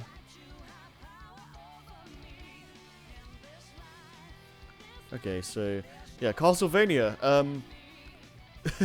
This was rough. I had a good time playing through this, but this game made me go insane. I'm not super great at NES games, and I've never been the biggest fan of a lot of them, but I enjoy my time with this one enough. I've always wanted to play the Castlevania series, and I always wanted to start from the beginning, and yeah, I struggled a lot, but it was a good time. Relatively speaking, I don't know if I'd play this again, but I'm glad I managed to like beat it at the very least. It was interesting at least. Oh boy, I'm probably gonna take a break soon. How long have we been going? An hour and a half. That sounds about right. Okay, so Sonic Movie 2. Yeah, this is a great film. I think they did Tails and Knuckles especially really good justice. Like it. By this point, it's been so tiring to see Knuckles just be nothing but this joke character that's just, oh look, he's an idiot. He can't think properly. Like that got so tiring. So I love that they've gone back, starting with this movie, they've gone back to Knuckles being like, he's gullible, he can be naive, but he's not stupid. And like I think they did a good job with his character here. And like Jim Carrey was great as always. It was great to see Super Sonic show up. Like the whole tapping the Death Egg robot is like a nice callback to 06's like opening cutscene. That was pretty cool. But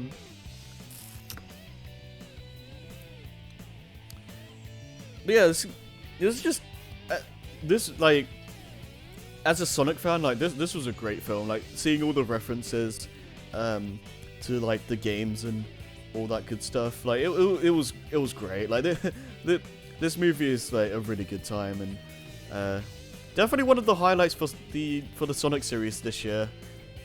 Definitely, like for sure. Like it was very good. I know, and spoiler alert if you haven't seen the movie, but we're getting Shadow for movie 3, which is going to be super exciting. I'm really looking forward to how they adapt the SA2 storyline, because still one of my favorite, if not my favorite, like Sonic stories ever. So I'm hoping they do it justice, and it's gonna be interesting if they, like keep in stuff like Maria getting shot and like the darker elements of SA2, because like SA2's story is pretty damn dark, all things considered. So yeah, it'll be interesting to see how they play around with that. But yeah, looking forward to that whenever that happens. Well, I mean, I think I don't remember if movie 3 is meant to be slated for like 2023 or 4, but either way, I'm looking forward to it.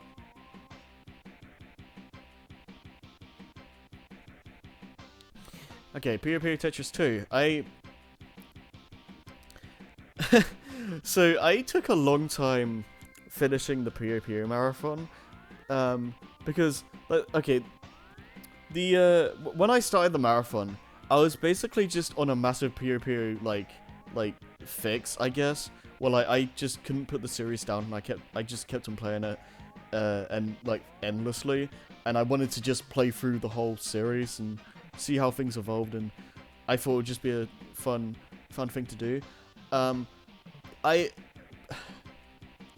don't know if it's because the 15th and 20th anniversary games were so long, but after a point, I wouldn't say I lost interest in the series, but it definitely became less of a focus for me. I started to just not play the game, like the series as much anymore, and it kind of fell to the wayside.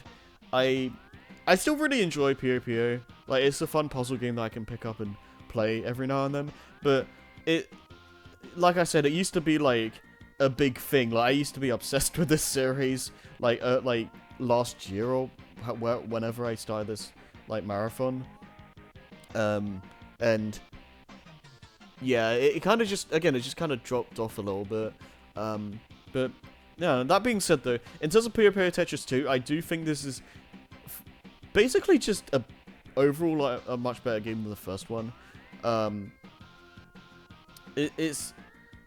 I like the structure of the adventure mode a lot more. I don't think I like the story itself as much. I feel like the original game, like the first game's story mode, was a lot more memorable and it had more funny moments. But I had a decent amount of fun with the story in this one as well. I think in terms of the core gameplay, it's basically Puyo Tetris 1 but better and with more stuff in it. So there's really no point in playing the first game anymore. And I guess the fact that like Sonic is a guest character is pretty cool too.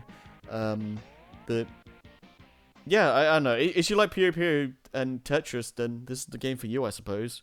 And yeah, I don't have much else I need to say about it. It's just good puzzle game.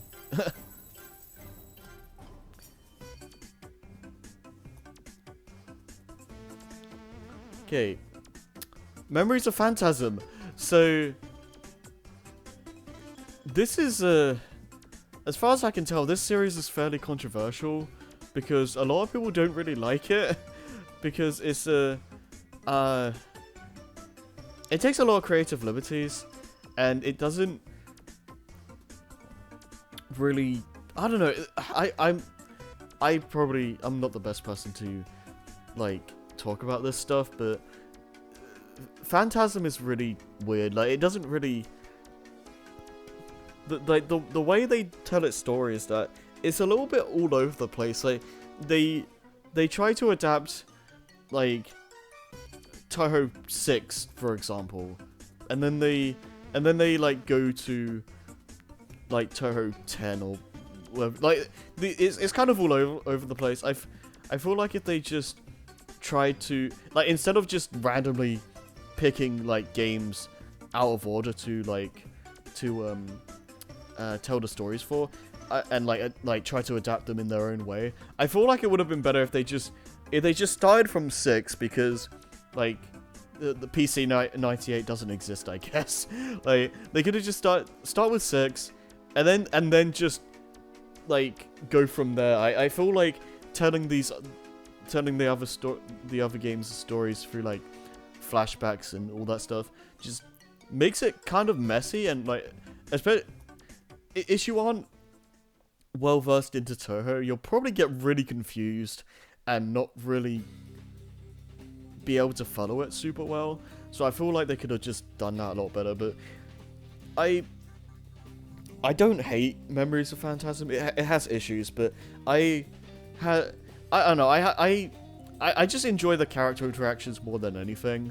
That's probably the best part. And yeah, it's just fun to see these girls in just interacting and just being all wacky and stuff. But yeah, that alone I think is entertaining enough to watch this. But yeah, it definitely has issues. But yeah. And now for another Toho like fan anime series, Summer Days Dream. So this is like just episode 4, but yeah, I have watched the other episodes before this, but yeah, Summer Days Dream is definitely a lot more low key and slice of lifey, I guess, than like Phantasm, and I really enjoy the art style. Like in terms of like art styles, I think this is probably my favorite. Yeah, it's probably my favorite Toho fan anime from just the art style alone. I think it's very cute, and it's like that alone just makes me want to keep watching, honestly. But yeah, it can be pretty slow. Like it's a very slow burn kind of story. But I think it has some fun animations. You can tell that it's working on like a pretty low budget, but just the fact that these fan anime exist for Toho just speaks volumes for how passionate this fan base is, and I just love to see it. Like I love to see these like fan works and how far this community is willing to go to make this stuff. And yeah, it's a good time. I had a good time with Summer Days Dream. I like the mystery of it all, and like it keeps you guessing, and like yeah, it has a lot of fun interactions. Like it's not the best thing in the world or anything like that, but I think it's cute. It has like some cute interactions, and you can tell that the animators favor some specific ships, which I think is adorable. But yeah, it's a good time. I like this. I look forward to episode 5 to come out in like 10 years. Okay, so we're still in April. Tonikawa. So I as you can see from just me going crazy, yeah, this was just a really cute show. Like I really enjoy just cute romance anime, and this just basically just removed a lot of the like will they won't they kind of plot line. They just go right into the romance immediately, and you just see how the two like deal with the relationship and how characters react and how their bond grows over time. Like it's just a really feel good anime. Like it's like one of the cutest things I've seen, like just period. Like if you enjoy like a good romance story, then and you don't want a lot of the will they won't they build up and all that stuff, then this is the show for you, because this is like one of the cutest shows just ever. Yeah, there's not much else I need to say about it. It's just really it's just so adorable, dude. And I think they're doing, I don't know if they're doing another season, but like I'm definitely checking into that, because like yeah, I'd love to see more of these two. It's yeah. Okay, I think I'm gonna like crash free.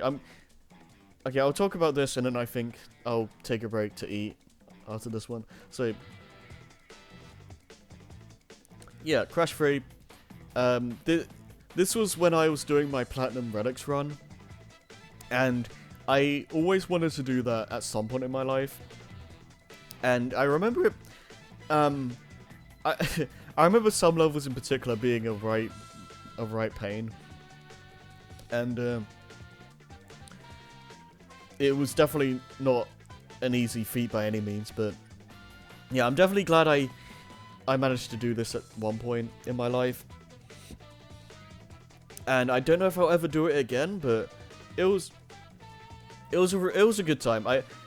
Like Area 51, I don't God, I don't think I want to I don't think I'm ever going to try and platinum that level ever again on the PS1 version, but ignoring that, I had a great time just trying to go through the platinum time trials for Crash 3, and it felt really rewarding to get them all. I think overall, the platinum relics were probably harder to get in PS1 than Insane Crash 3, as we'll talk about later, but yeah, it was a good time. I really enjoy. Inherently, I just really enjoy doing the time trials for Crash. Like well, not all, like some of the games anyway. Yeah, I just wanted to do this at some point, and it was a good challenge, and I had a good time doing it. So yeah, I think okay. So at this point, so we're about hour 46 minutes in. Okay, so I'm gonna take a break to eat. So I'll be back in like maybe like 30, 40 minutes. I don't know. I don't know how long I'll be, but it'll be good for me to rest my vocal cords for a little while. So I'll be back to talk about the rest of the thread, and hopefully we can finish it. But yeah, what I'm gonna do, because it's probably gonna loop on itself again.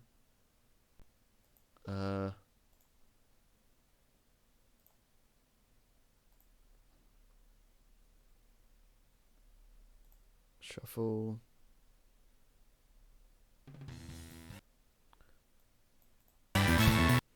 Okay, now boost them audio. Yeah, I'll be back shortly with more media thread nonsense, and you guys can enjoy the music, I suppose. So I'll be back in a bit.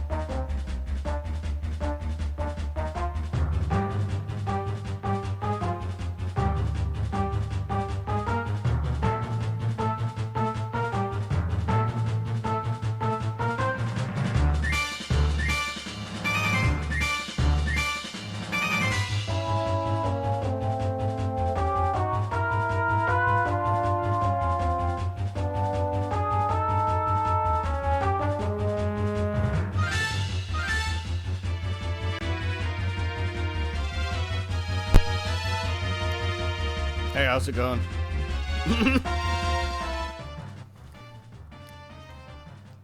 Okay.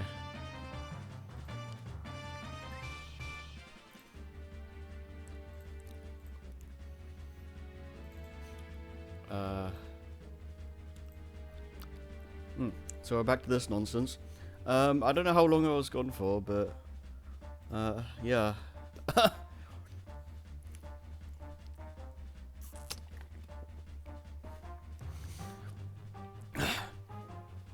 We've still got quite a ways to go. Oh boy, I'm not sure if this was the best idea to do this, but oh well, I'm too deep in at this point. Yeah, moving on. Okay, so I don't know if that clap was really loud. I'm sorry. So TMNT 2003 is one of the shows that I'm watching with friends right now. Well, for this, we're like alternating between like 3 different shows, and my pick is Ninja Turtles 2003 because I wanted to basically just have an excuse to rewatch this series because it's been a long time since I've seen it, and I remember it being really good. So I wanted to like go through it again, and yeah, I had a really good time with this one. Like I say in this post, like the pacing is like really well done. It feels like it kind of it basically just excuse me, gets right to the point, and it doesn't have a lot of fluff. Like there's still like filler there and all that, but the show, at least for season 1, we'll see how things go with the other seasons because it's been a long time since I've seen this whole show. But for season 1 specifically, I feel like the pacing is just right, and yeah, it doesn't like take too long for things to happen or anything like that. And this is definitely one of my favorite incarnations of the Turtles. It's a great show. I recommend watching Jay's reviews videos on this series because those videos will talk about a lot of this stuff better than I could right now. So if you want to know more about this series, I recommend watching those videos. But yeah, very very solid season for this series, and I look forward to watching the rest in the future. As I literally say, not verbatim, but like pretty close here. Yeah.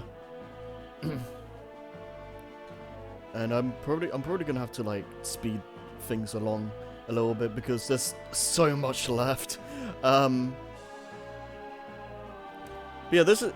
Help me remember Satori Summer. This was just a really fun and cute game. I watched Asprey FM play this, and I wanted to just check it out because it looked like a fun, silly game, and I felt like it would be a fun game to play on stream. So that's why I did, and as I quickly realized, I'm not the greatest at games like this. Okay, I gotta make sure that I'm actually people can actually hear me. Okay, yeah, I'm coming through fine. I just wanted to make sure I put my mic back on properly. But yeah, I'm not great at games like this, but I had a good time, and it was... it did feel really rewarding to get the answers right. I remember popping off a few times for this game, and yeah, it's you're into like guess the object or the character or whatever. If you're into those kind of games, then yeah, this is a good time. It's a nice, quick puzzle game, I suppose. Yeah, okay. I basically played this out of just curiosity more than anything. I just wanted to see what the first, like the original Kid Icarus was like, and I don't. It was a game.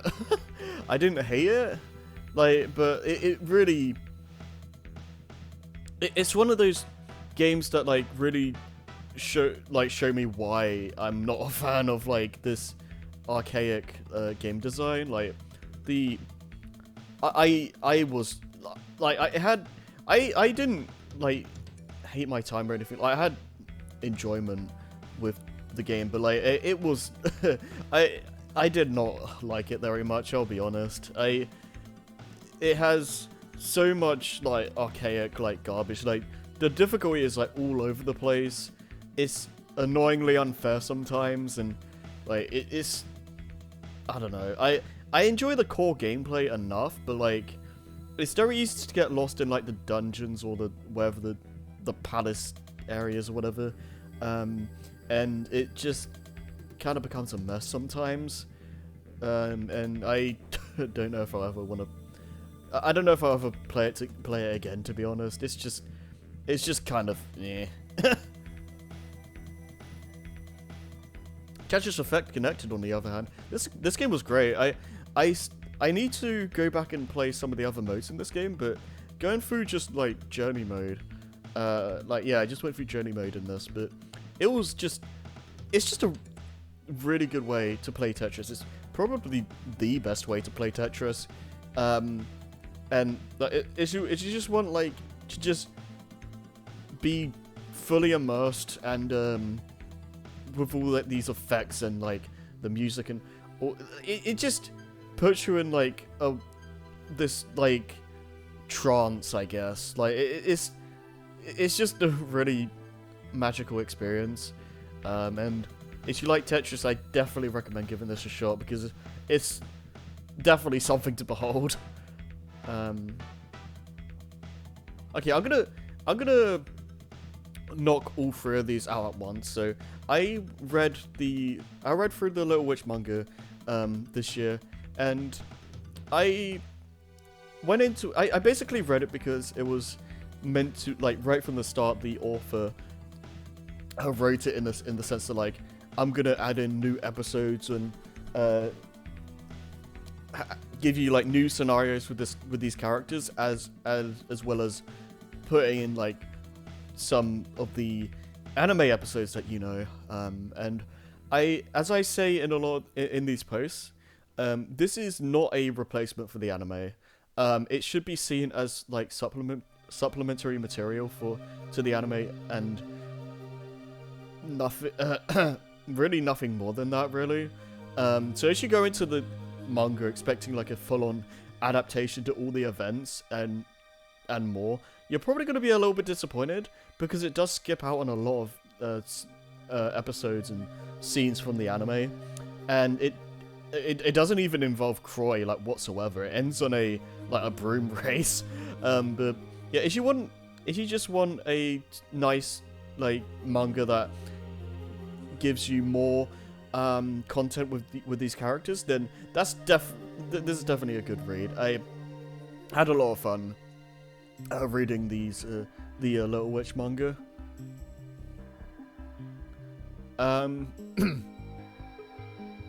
Okay, so Mario Sunshine, I basically just play this,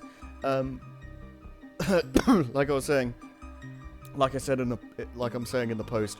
Yeah, I did this just to wait for Scrappy and Jason so we could record more Galaxy. That's basically all it comes down to. Because yeah, Sunshine is a really fun game for me to replay up to 100%. Like, I enjoy the blue coins. I'm a weirdo, I know. Like I enjoy playing Sunshine to full completion because I honestly don't think it's anywhere near as hard as people make it out to be.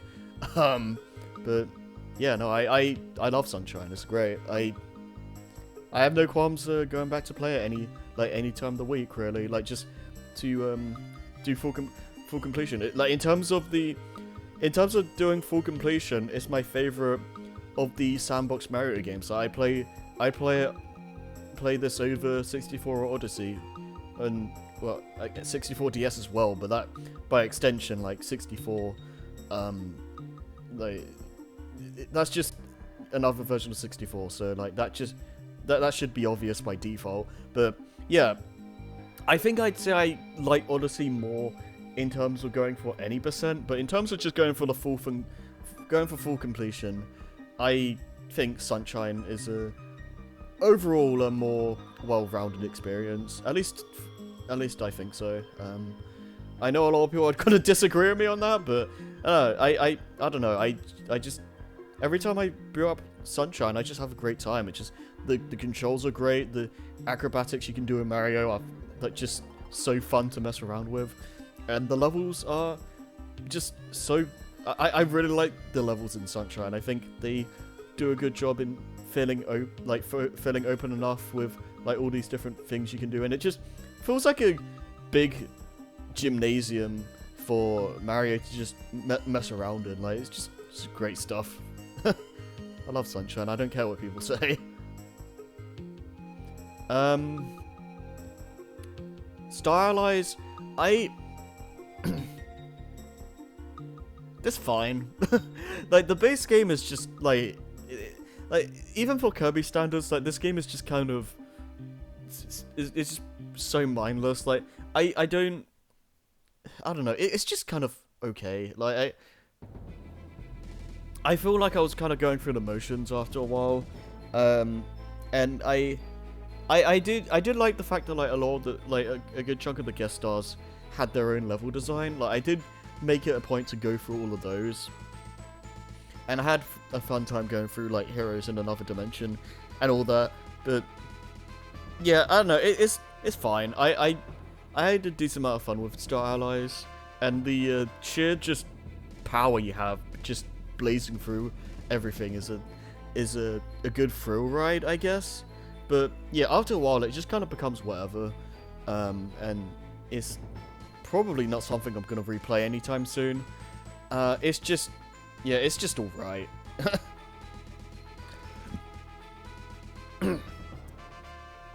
And yeah, Tales of Vesperia.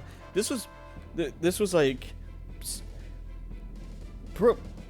pretty much always gonna be the second Tales of game I was gonna play, because Symphonia I wanted to play because I always heard like good things about it, and I wanted to see it for myself, and because I always wanted to check out the Tales of series.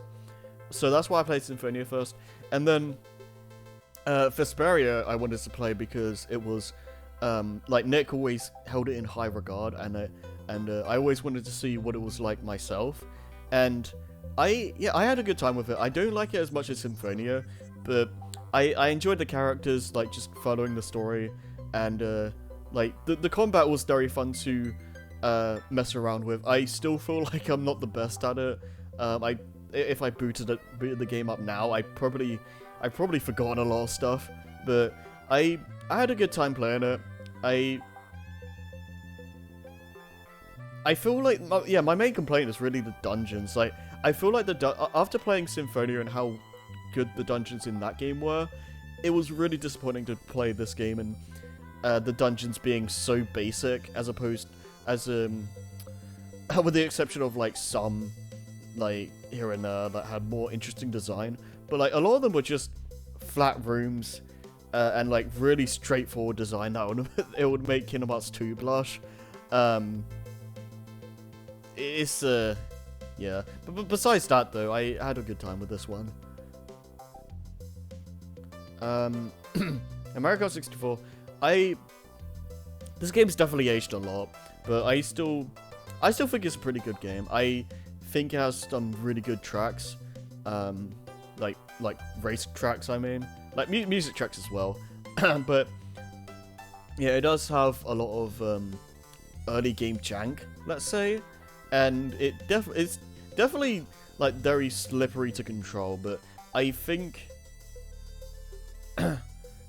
you can get used to it if you put in the effort, and I think it's generally just a solid first like 3D Mario Kart. Like, I think the track design is pretty solid, if a little basic in some levels, but yeah, overall I still think it's a pretty good game.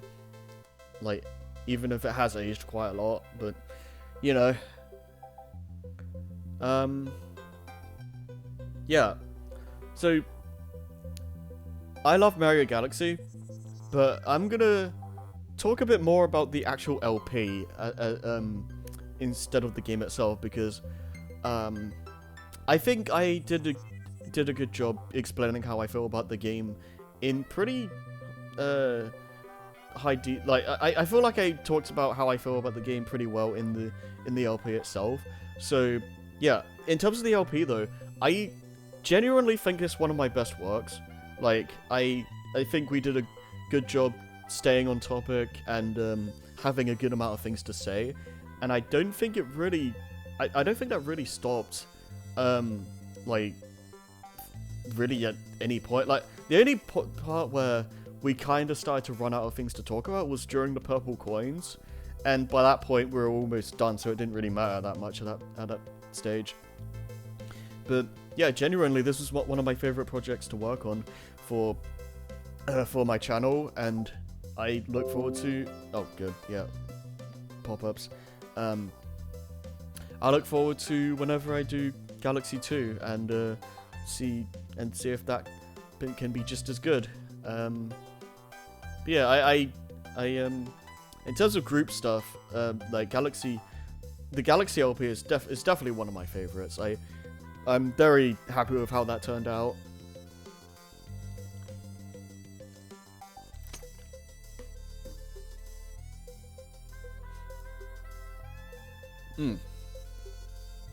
So, my next life as a villainous. This was like really entertaining. This was one show I was watching with Jason in particular, and yeah, this was just really funny. I had a lot of fun going through this, and like I don't know. It was just, I love the Katarina Council, like when she's like trying to think of the right thing to do. It's just, yeah. I just love all the wacky stuff that happens with this cast, and just, yeah. I don't know. I don't have much to say. It's just, it was just a fun time just seeing how things like went down, and like all the like reactions and whatnot. Yeah, I don't know. It was just some like some dumb fun, I guess. Okay. So I played this game. I played this game so many times. I probably played Rayman 3 start to finish more than any other video game. And this, yeah, for this run, I wanted to go out of my way to 100% every level, because I've never actually done that before. And it's, yeah, as my post suggests, it's way harder. Like, you have to know how to keep your combo going, like, really well. And, like, you have to know, like, you basically just need to, what should we call it? Look, you need to optimize your run like really well for a level. Otherwise, you're probably not gonna get 100%, because it's not based on the amount of collectibles you get. It's based on your score. So, yeah, it's definitely a much harder way to play the game, because just playing through the game start to finish, Rayman 3 is pretty easy. But if you try to like do 100%, oh boy, like it's much harder. Like, it's a lot more strict. Like, you have to know, again, you have to know like how to get the best score. You need to keep your combo going as long as possible, and you have to make really good use of the combat fatigue, because they give you like double points and all that. And yeah, I don't know if I'll ever play the game like that again, but it was interesting to try that like at least one time. But yeah, it was something, alright. Kingdom Hearts 1 level 1. Yeah, I talked a bit about this earlier, but the end portion kind of ruined it for me. Like, the final Heartless Gauntlet in End of the World well, that just killed it for me because I think I messed up somewhere with my accessories because I think I was supposed to have like some more magic than I did, but I I basically had to kill Ice Titan before I can move on because like that was literally like the only way like it was feasible for me to actually beat the gauntlet. So that took me like 8 hours or something. I'd lost track. It took like if you look at my the session when I got to the end of the world gauntlet and then the one after that, you'll see how the death count just shoots way up because all those deaths are from like Ice Titan and stuff. It took me so long to beat that guy. That was easily the worst part of the level 1 run. But yeah, ignoring that and some of the other endgame stuff, I don't regret doing this. But like I say in this post, I have no desire to do this again. I'll see how I feel about 2 and 3 when it comes to level 1. But yeah, you can tell that this game in particular was not designed with level 1 in mind. But yeah, it was an interesting run. Okay, so we're getting okay. So back to slice of life stuff. Yuri Yuri is about a bunch of the cute girls being gay, basically. Yeah, no, I really enjoyed this. This is like very quickly become one of my favorite shows. I think it's like very, very fun just seeing like all these characters interact. There are some scenes that I do feel go a bit too far. Like I'm not too big on the fact, or like Akari's sister in particular is I appreciate the fact that they don't go out of the way to make it like too creepy, like in the way they portray it, but it's still a little bit questionable. But it never focuses too much on her, and like I guess like they make it like they make the viewer know that like the way she like fawns over her own sister isn't exactly good behavior. Like it has some strange elements, but like as a whole though, I really enjoyed this series, and I don't think I don't think it's gonna like beat Lucky Star or like Madoka as like becoming a new absolute favorite, but it's definitely I probably at least put this in top 10. Like it has fun characters. The I like ship like Ayano and Kyoko hard. Like that alone is like boosts this show up for me, because like if there's one anime ship that I really want to happen, like that would be it. Because it's just so adorable, and like God, I love Ayano. She's so precious. But like, yeah, it's fun show, fun characters. I like all the it has really good like comedy timing as well. It's not as crazy as like Nichijou, for example, but like the timing on the jokes is just so good. And it I remember it like it had me like chuckling and like just like smiling and like laughing quite often. And yeah, it's a good time. I love this show. And yeah, just talking more about it here. Ratchet 2. Okay. Ratchet 2 was a really good game. I played the first game, I want to say last year.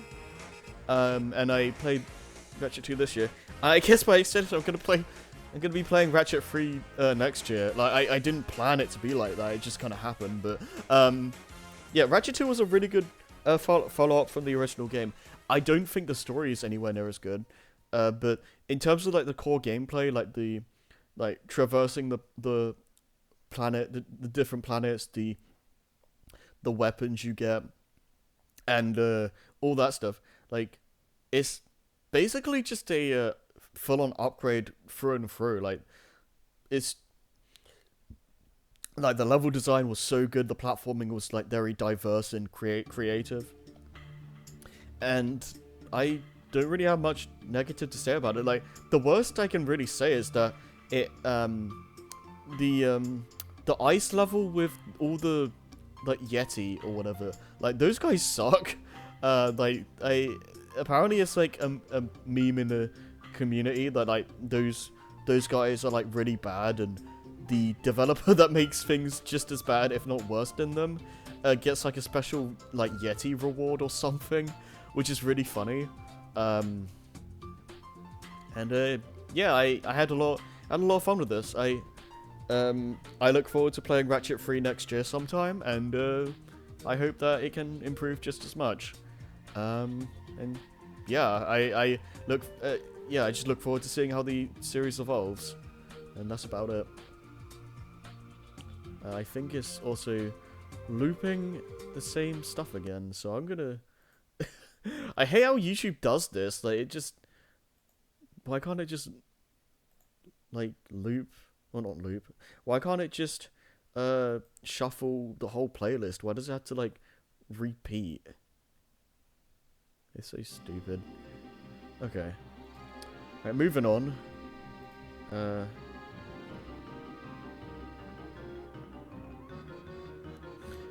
Okay.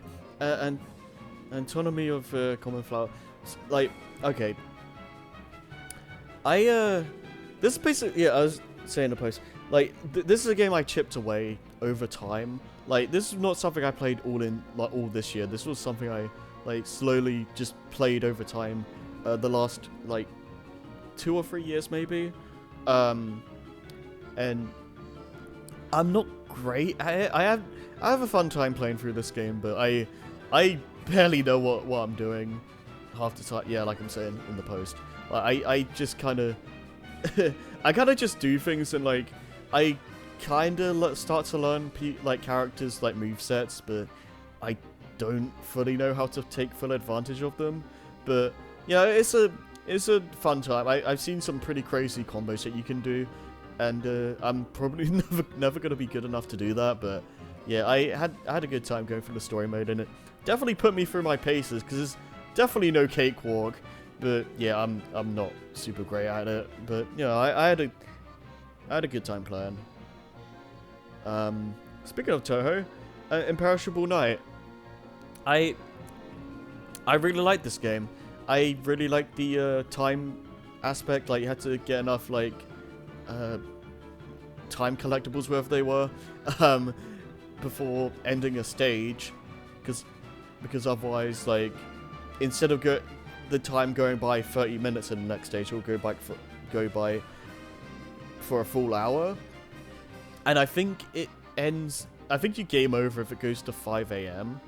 So that was an interesting mechanic, and I don't know. I just enjoyed the spell cards in this one quite a bit, and just the Iante group has become one of my favorite groups in Touhou. It's between the SDM, the Iante, and the was it the group in Subterranean Animism or whatever. It's between those 3 groups. And yeah, I had a good time. I did also get my friend Aaron's save, and he has the Moko extra stage unlocked. I gave that a try, and that did not go well. I might give that another try down the line, but like, oh god, it's like God, I did not go that. Yeah, that just say like that just did not go well. But yeah, Imperishable Night itself, though, I had a lot of fun going through it. It's definitely one of my favorite Touhous that I've played so far, and I'm looking forward to playing the others. Yeah. Gravity Falls. This was another show that I watched like way later than like a lot of others, because I think I watched this in like 2017, but I think I think it's a lot older than that. I think it was like 2013 when it came out, but yeah, I rewatched it recently with a couple of friends, and yeah, it still holds up. It's it has good mystery, and like it rewards viewers who are more attentive, I guess, like more paying attention to more like minute details and whatnot, and people who like it's a good show for people who like to crack codes and all that good stuff, and try it's a good mystery show, like good like show where you just figure things out and it makes you feel smart, and the characters themselves are just really likable and like entertaining, and it's just solid show. Like I recommend watching it. I don't really want to give away too much if you haven't seen it, because it's one of those shows where you need to experience it for yourself, and I don't really want to ruin it, so I'll leave it at that. It's a good time. Okay, I'm not gonna dwell on these too much, because I basically just played these to have a file for critical mode for both Dream Drop and 0.2, because for some reason they aren't unlocked from the start. But I wanted to have I wanted to basically not do too much, and like play on beginner, because I just wanted to blaze through them, because at some point I do want to play through all the Kingdom Hearts games and get the platinum trophies. So yeah, that's why I did this. I don't really want to talk too much about the games themselves now. Excuse me. The games themselves now, because it was basically just a rush job, just kind of not caring and just going through as fast as I can. But I do like these games, as flawed as they are. But yeah, I'll leave it at that for now, because I'm probably gonna, like, when I do like stream these games in full, that's probably when I should. That's probably when I should like actually talk about the games properly. So I'll just leave it at that for now.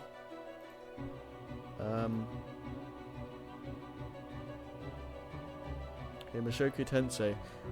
Okay, so this was an anime that I basically like. Okay, so I guess first off, sometimes I just like to like watch random like compilation videos for anime, and like this show showed up at one point, and the premise like I thought was really interesting. Like I like being reincarnated in another world, but like you start as a baby, as opposed to like Konosuba or ReZero, for an example, where like you're still you, like in your normal body, you're just in another world. Whereas Mushoku Tensei is you're still you, but like you're in a new body, like you're starting from square one, but you still have the knowledge of your other life, or previous life rather. And I thought that that premise alone made me interested in like checking it out, and honestly, I think it's probably my favorite isekai now. I think the story, the story and the world building, I think, is a lot more interesting than ReZero. I like most of the characters. I feel like Rudius, like the main character Rudius, can be a bit much sometimes. Like I'm fine with like pervy characters being like they're doing their usual thing, but even for me, Rudius can be a bit much. I feel like he does have his good like. That's not all his character is, thankfully. But when the pervy side does come out, I feel like it goes a bit too far. I feel like they could tone it down a little bit.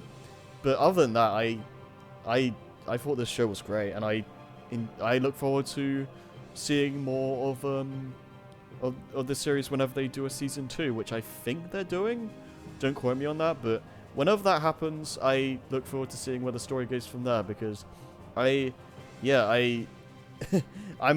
more interested in seeing how this continues than I am ReZero, if I'll be honest. And I liked ReZero, but like, I think I like this more, honestly. I think the world building is more entertaining and interesting, and I want to see where things go, because the good stuff.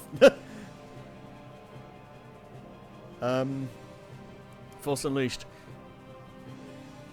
I enjoyed playing through the Wii version of this, because like, well, Switch version, but it's SD version, I guess, so you want to be technical. But yeah, I don't know, I don't like it as much as the HD one, because I feel like enemies in this version feel like they just feel like such health sponges. Like, they take so long to die, and I feel like after a point the level design just gets so stale. Like, it kind of just repeats rooms over and over and over and over again. Like, I remember it might have been the level of these where you take down a Star Destroyer. I don't remember, but yeah, there was one level in particular where you just keep going through these specific like factory rooms, and it would just, the rooms would just keep repeating over and over and over. It just gets so dull. Like, after a point, I'm just trying to rush through because I don't care anymore. And I feel like if the level design was better, that would have helped a lot, because I'm not going to say the HD version had the best level design ever or anything like that, but at least the rooms felt distinct. And I just feel like the exploration is just done much better in the HD version. Like, I don't know, I guess the Wii version has the benefit of, like, I guess, having more force abilities and stuff, but I also feel like it gets a bit overwhelming. Like, it feels like there's a bit too much going on, and it's hard to keep track of everything. I don't know. I don't know. I feel like the HD version is a much more well-rounded experience, and it's a lot more fun to mess with the Force in HD as well. But that being said, I had a decent amount of fun with this, and I'm happy I played through the game. I'm happy I played through this version once, and I would be interested in playing Force Unleashed 2, like the Wii version of that at some point. I don't know if they'll ever do a Switch version of that, but if not, I'm not opposed to just like picking up a copy of the Wii version and playing that down the line. But yeah, just the fact that like this was a thing, like they randomly ported the Wii version to the Switch, like after the original, like the Legends continuity has been defunct. Like, it's totally possible they could do the second game as well, but I'm not gonna hold out hope for that. But if it does happen, I'll definitely be in line to pick that up as well, just to see how that game's like. But yeah. Okay, so this is the point where I did a bunch of challenge runs for like some Mario games.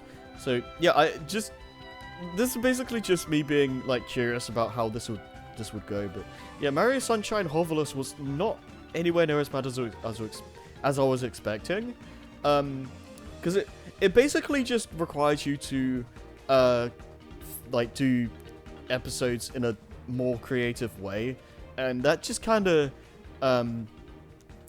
makes you it forces you to make more use of the acrobatic controls in the sandbox level design, and it was just a fun way to go through the game. It really wasn't too bad at all, honestly. Like, it had a couple of really difficult moments, but most of the game was fine, because usually the hardest parts of Sunshine are the non-floodless levels, like the non-flood levels, I guess, or whatever you want to call it. So the fact that the hardest levels of the game are already basically hoverless. Basically makes it so the the other stuff is not really as bad as it could be. I feel I didn't go for 100% though. I just went. I just did a straight shot for Bowser. It probably would be really bad if I went for like all the blue coins and all that, but I didn't really care to do that. I just wanted to see if I could beat the game. The only parts I remember being like really annoying were like Corona Mountain and the Goopy Inferno, because like Goopy Inferno was just kind of fascinating because I had to like brainstorm ways to actually get on top of the mushroom, and you have to do like this weird trick with like the triple jump and your aim, like the third person aiming or whatever. And yeah, that was really fun to figure out. And the Corona Mountain was interesting because I had to look up a video of like some guy, like you hit the cheap, and it's only the top bit of the lava actually has a hitbox, so you can like just go underwater and like just damage boost through the lava. It's pretty good. But yeah, it was fun. It was a fun experiment doing this. Mario Galaxy. So yeah, this is try to do spinless, and like this was unfortunately nowhere near as interesting as the hoverless. It was basically just a less interesting version of the regular game. Like I don't really recommend doing this. It's like it definitely, some parts were definitely harder, but it just without the spin, like you can't do anywhere near as much like cool stuff as you can like when you can use it. So it's just kind of not as fun. Like I didn't recommend this as a way to play the game, but it was an interesting challenge, and I did actually get all 120 stars for this one. That being said though, Galaxy 2 was another beast entirely, because this was way harder to do spinless for. Like in World 1, I was getting game overs left and right trying to figure out how to do it, and a lot of the time I had to just cave in because a lot of the time it just didn't feel possible. So I just suffered a lot trying to do this, but it was definitely a much more interesting challenge than Galaxy 1 was, and it was a lot more consistently challenging than like Hoverless for Sunshine, and like yeah, let's see, I don't know if I posted. Oh yeah, 476 deaths. It felt like a lot more than that, but yeah, I struggled. This was a very, very hard time. Oh god.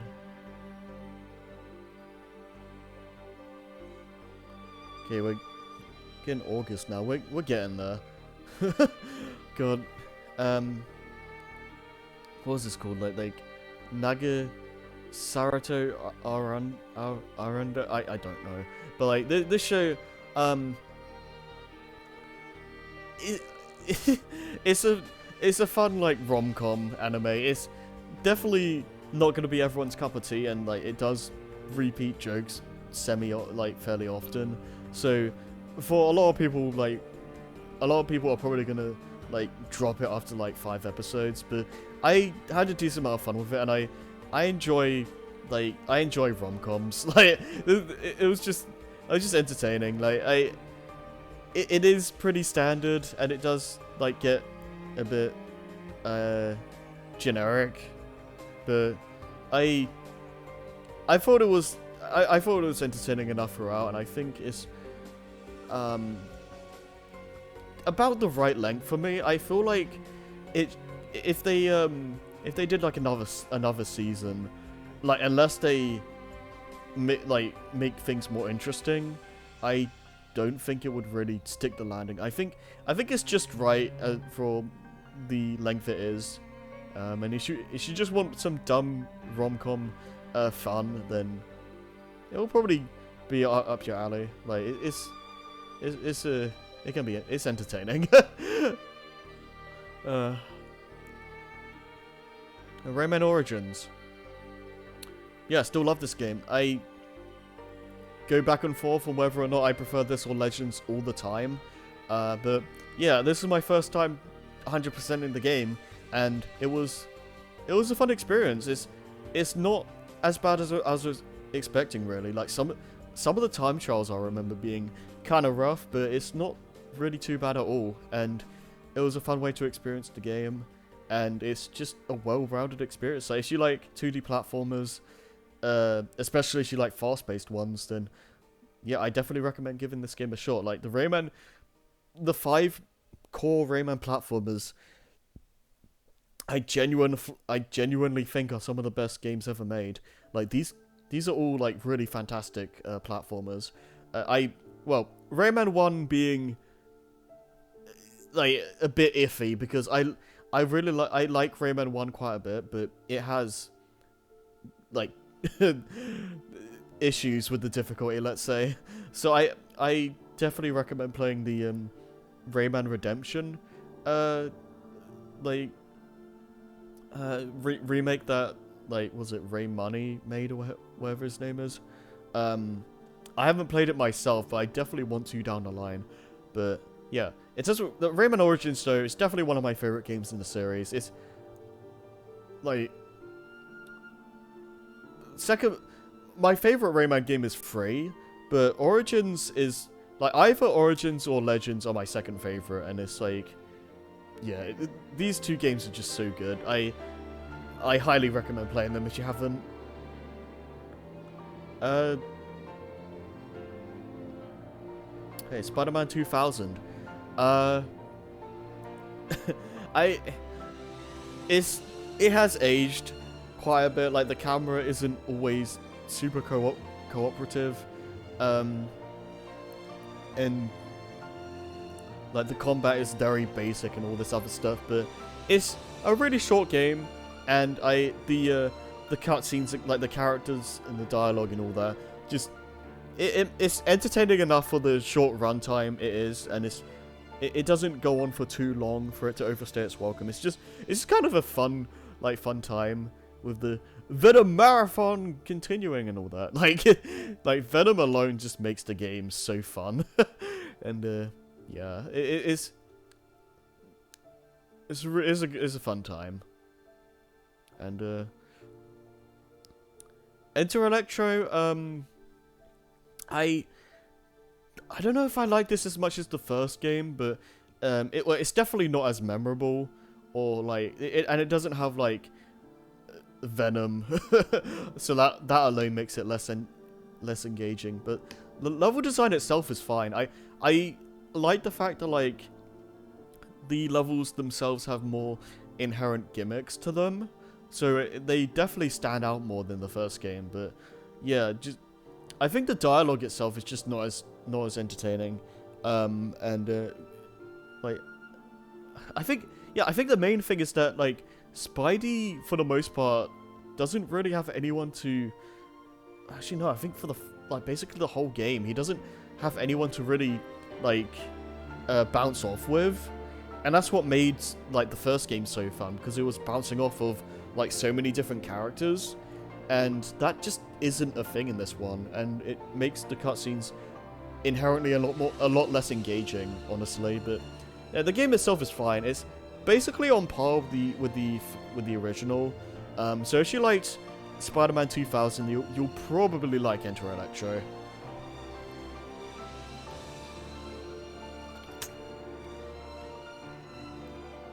I really like the testing, like the training areas though, like the whole like grid thing, and how I think it was like Professor Xavier teaching you stuff. I think that was pretty cool.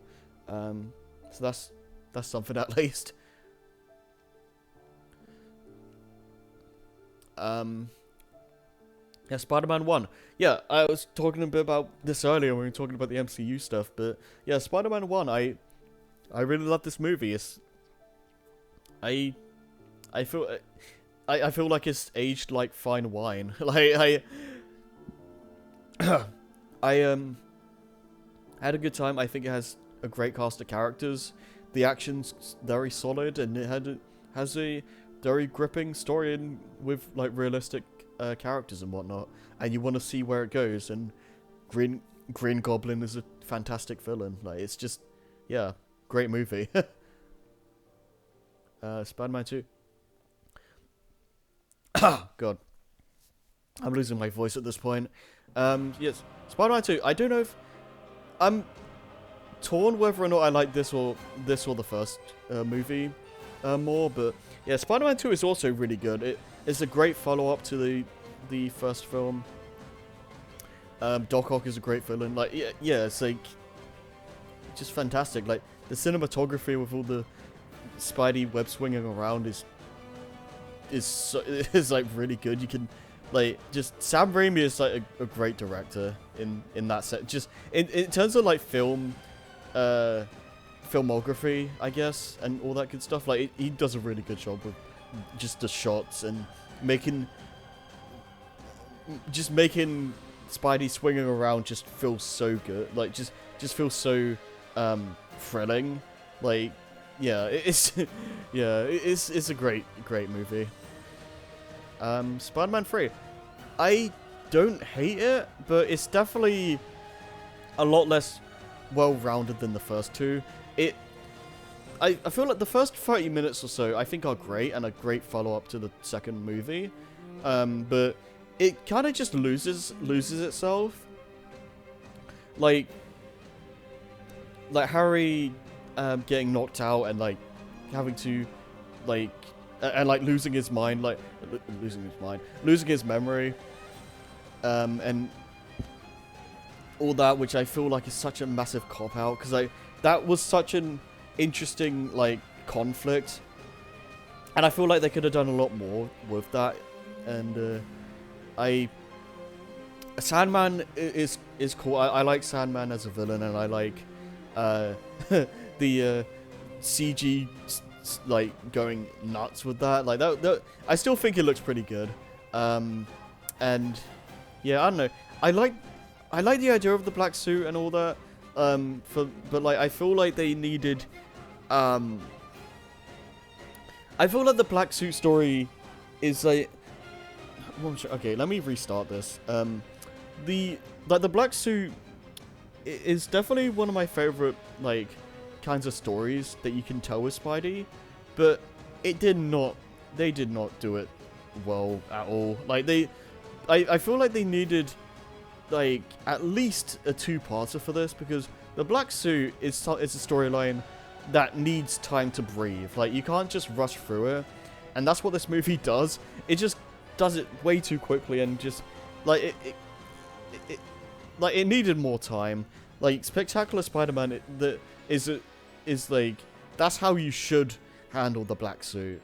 Because yeah, Spidey 3 just doesn't do it well. Yeah, but yeah, I don't hate this movie, but it's not great. It has a lot of issues, and it's definitely a lot weaker than 1 and 2 were. Like I'll rewatch 1 and 2 without question, but Spider-Man 3, it's an interesting one. It's more of an interesting case study more than anything. Like just seeing what went wrong behind the scenes. Because yeah, there's a lot of corporate meddling and all that stuff that ruined this one, and yeah, it kind of shows. Because you can tell that Sam Raimi only really has a like basically a a general understanding of Venom. Like you can tell that he really doesn't care about the character, and or he doesn't know him very well, because Venom in this movie is just done so poorly, and it's just kind of a mess. this movie isn't great. I know there's people that love it, and I kind of see why. And I guess for one thing, it gave us Billy Maguire. So, that alone makes it worth existing. But yeah, as for the film itself, it has some elements that I like a lot. But as a whole, it's not great. But yeah, it's fine. I'm gonna be very quick on this one. Amazing Spider-Man 1. I kind of just didn't care. I felt no attachment to this movie. Like, it kind of just existed. I didn't really have much. Like, it basically, like, they wanted Lizard to be part of, like, a Spider-Man 4, so it just feels like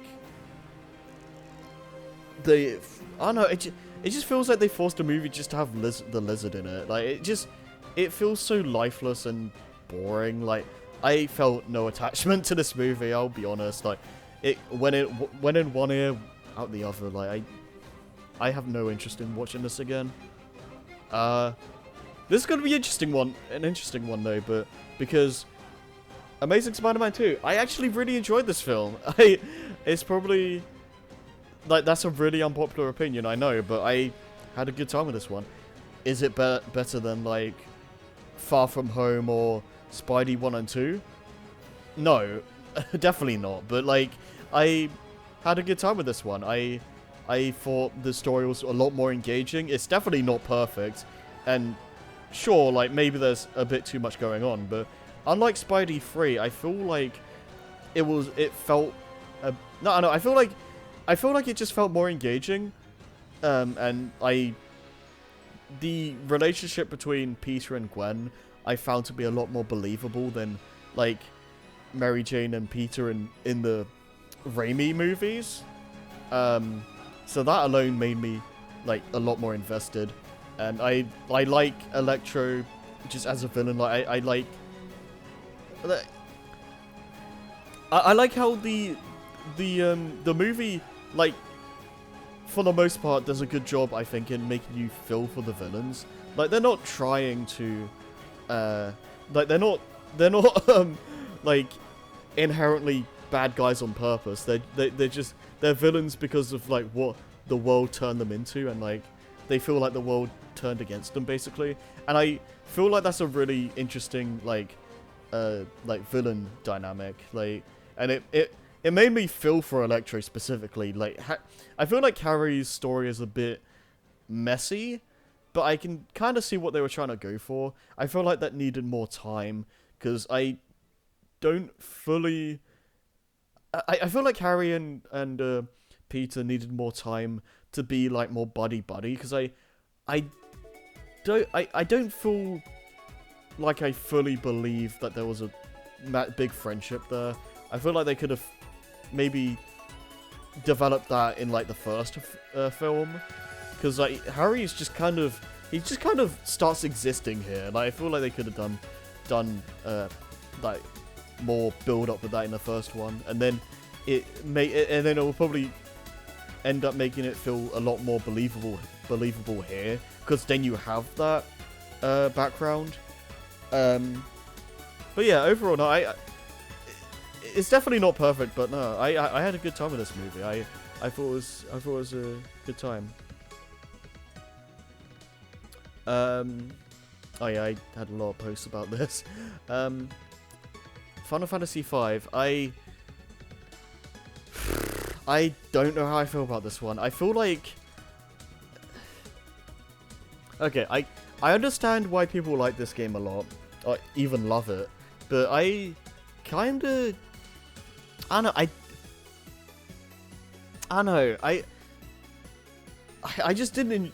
I thought it was fine. I like the job system in theory, but it kind of became too overwhelming for me. I prefer it when an RPG has, like, characters as distinct roles that you put them into. Like,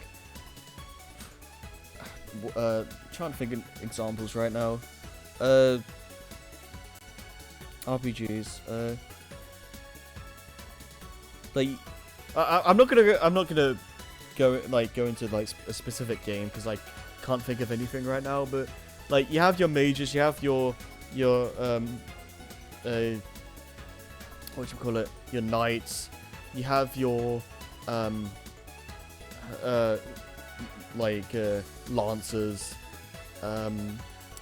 you have your healers, you have your just general magic users, you have your like not bruisers but like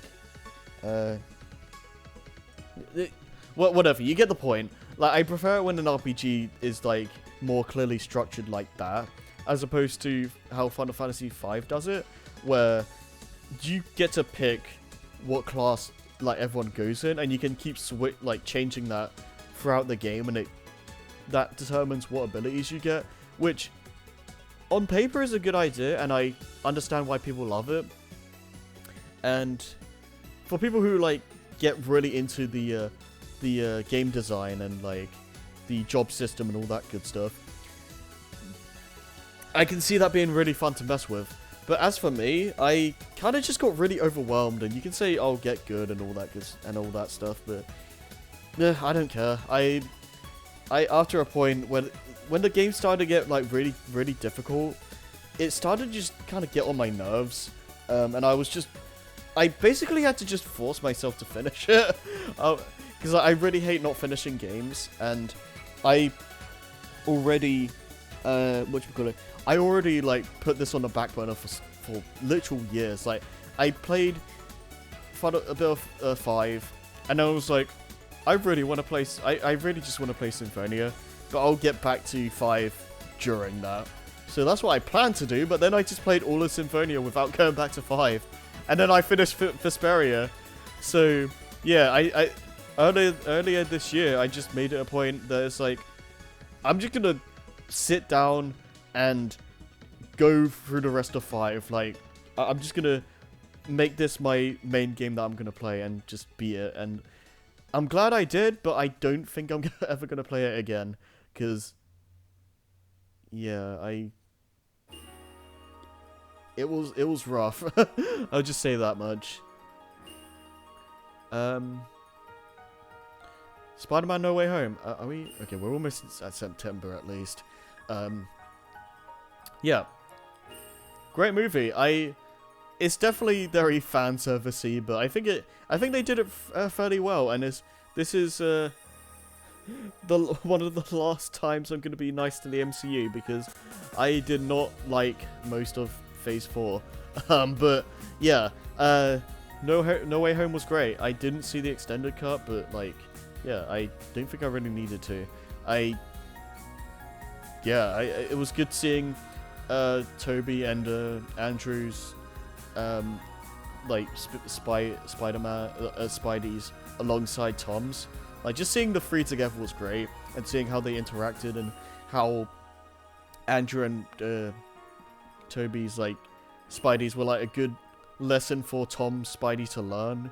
And I feel like it's definitely very like fan servicey, but I feel like they did a good job in making it like serve the story, as opposed to just being like, oh, look at that, look at these guys that you know from the other movies. Isn't that great? Like, this movie is basically like that at its core, but it does a good job in making it actually like matter to the overall like plot, as opposed to just feeling like fan service for the sake of it. So I think they did a really good job with that, and yeah, it was great. Like, if you like Spider-Man, then I think it's a great film. Yeah. Okay. New Mario 2. I was surprised about this one, actually, because I remember playing this game a long time ago, and feeling like it was just whatever. And a lot of people do still feel like that. But like, giving it like an honest like chance, it's definitely not like the best thing ever or anything like that. But okay, hold on. Is the music not going? Okay, here we go. Yeah, it's not the best game ever or anything like that, but I think it has more interesting level design than people give it credit for. And it has some level tropes that aren't really seen much in Mario, if at all. Like, there was one, like, Sky Garden level that was really cool. There was... it's been a little bit. Again, my memory isn't great, but I remember the level design being fairly solid for this game. I think, anyway, it's a pretty good time. It's not going to blow you away or anything like that, but if you just want some good Mario fun, I think it's a good time, and it feels very arcadey with the whole coin gimmick. Yeah, I don't know. I'm probably I know I'm probably in the minority with this one, but I like this game a fair deal. I thought it was a good time. WandaVision. I'm not really I'm not really super into sitcoms or anything. I thought I think that stuff was just kind of was all right. I definitely see the appeal, but it's not really my kind of thing. But when it came to the actual like story stuff, like more so towards the end, that's when I was starting to get really into it. I know.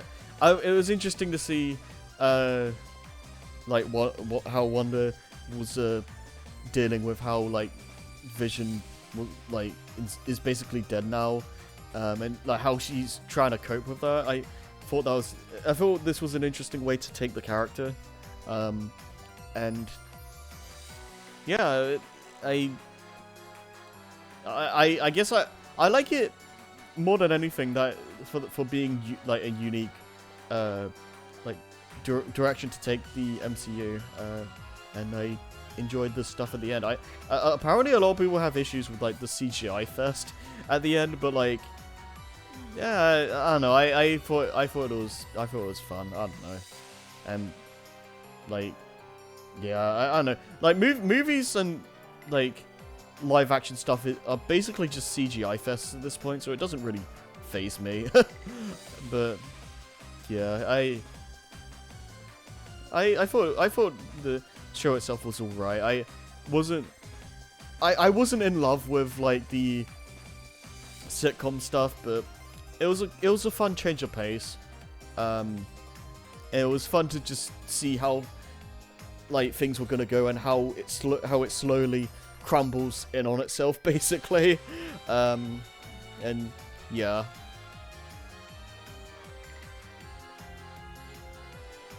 Faster. So this is basically just modern F-Zero without being F-Zero. I pretty much 100%ed this game, and it was a pretty fun time. It's very challenging, and like if you want, as far as I'm aware, like if you want like your F-Zero fix, this is probably the best way you're gonna get it in like modern day. Well, maybe not. Like, there's other things you can play. Like, I guess there's probably some other games that are like F-Zero-esque, but this is very clearly inspired by it, and I think it's a good time. It's very challenging, very fast-paced, as you should expect, and it keeps you on your toes. And oh god, it can get really, really tough sometimes. So yeah, definitely. Want to look out for if you're into that sort of thing. Okay, back to more MCU stuff. Falcon and the Winter Soldier. I'm a little bit mixed on this one. I like this enough, but I feel like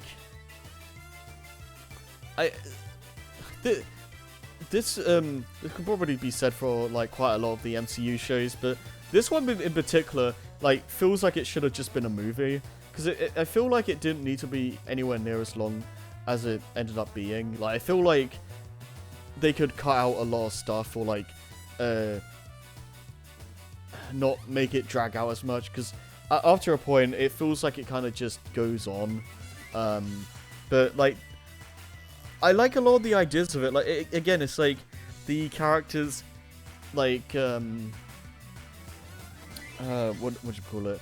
It's like post blip, and seeing how the characters, like,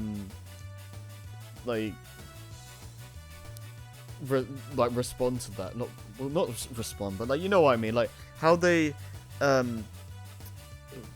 things go after the blip happened, and how everyone like reacts to like how things are because of it. Because like, what is it? I think the characters that come back that got like what you call it, dusted, I guess, came back like 5 years later or something like that. So it kind of just messes with a lot of society. So that's like, that stuff is interesting, and seeing how that plays out. And I like seeing how Bucky is like puts up with the whole thing of him being like the Winter Soldier, and like trying to like go through therapy and like getting over that stuff and all that. And yeah, it was interesting. I feel like it could have been condensed a lot, but I like the general idea of what they were going for. I'm not sure how I feel about like the Falcon being like the next, like trying to be the next Captain America. I feel like he could have just stayed as like his own like thing. I don't know. I guess it's fine, but like I'm not sure if they needed to do that. I guess the other thing is that like the main villains, I guess I wasn't super into that. I kind of didn't really care too much about them. They were kind of, I thought they were kind of just whatever. Like, yeah, I know that it had some elements that I really liked, but it had some others that I was just kind of or like not really sure about. But it wasn't a total wash. Like I thought it was, I thought it's this show, unlike some of the other stuff I'm gonna mention here, is, I think this one is worth it's worth watching, and it's worth like being a thing. Loki, probably my favorite MCU show. I like Loki already, like, is one of the best and most fun characters of the MCU. So yeah, this is just a fun time, just seeing all the stuff that would go down, and I thought it was, I thought it had some interesting concepts, and like the female Loki and all that, like that was interesting. And yeah, I don't know. I'm just kind of looking forward to season 2 and seeing how things play out from here, because yeah, this was very interesting. I like this quite a bit.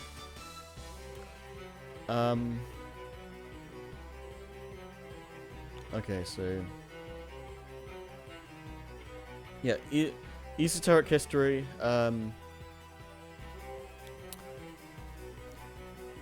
I have some issues with this one, but I do like what they're trying to go for.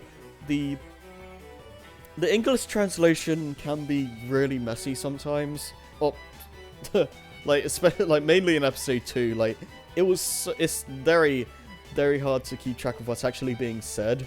But I do like what they're trying to do with this, because it's a lot of like Toho stories that are don't really have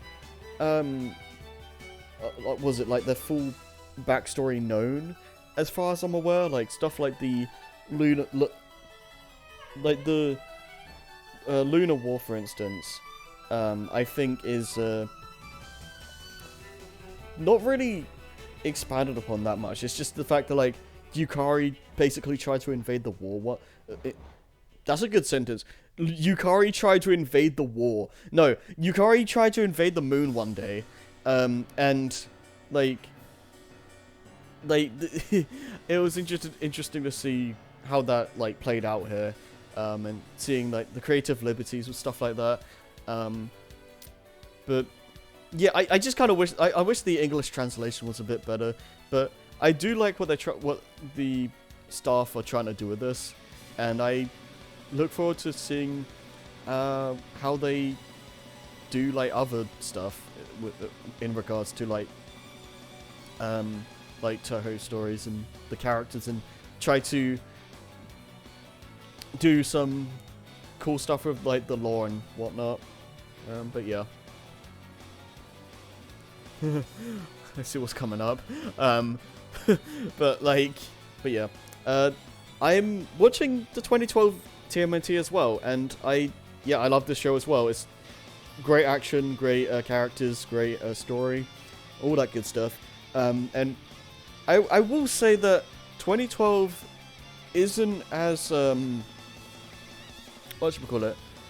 I don't think it's as consistent as the 2003 in terms of the pacing, but when it gets going, it really gets going, because season 3, it does start off a little bit slow, but once they get out of the woods, it goes like ham. Like basically as soon as they get back to New York, it's like what episode after episode, like they just keep going with the main plot and like building off of just the main story, and like it rarely feels like you're getting a filler episode up to the like all the way up to the season finale. And like yeah, like when they get to that stuff, like this season's great. Like I do enjoy the stuff in the farm, but it does go on for a fair bit. But yeah, this is a great season. Especially with like with the Triceratons coming in at the end, and like spoiler alert, using a black hole to suck up the Earth. Like that was a massive like like cliffhanger, and like I think season 4 like aired shortly after that, but I just remember being like, I need to see the next season now, because I need to see how they managed to like figure this out. Like I want to see where the story goes from here. Like yeah, it's great. Like this is a great show. I look forward to watching season 4 down the line. Enter the Dragonfly. Moving on. Yeah, no, you should want me to be serious about this for a second. This game sucks. Like, I have like almost no good things to say about it. The level design is garbage. The frame rate's garbage. the minigames are garbage. Music's good. Most of the voice acting is fine.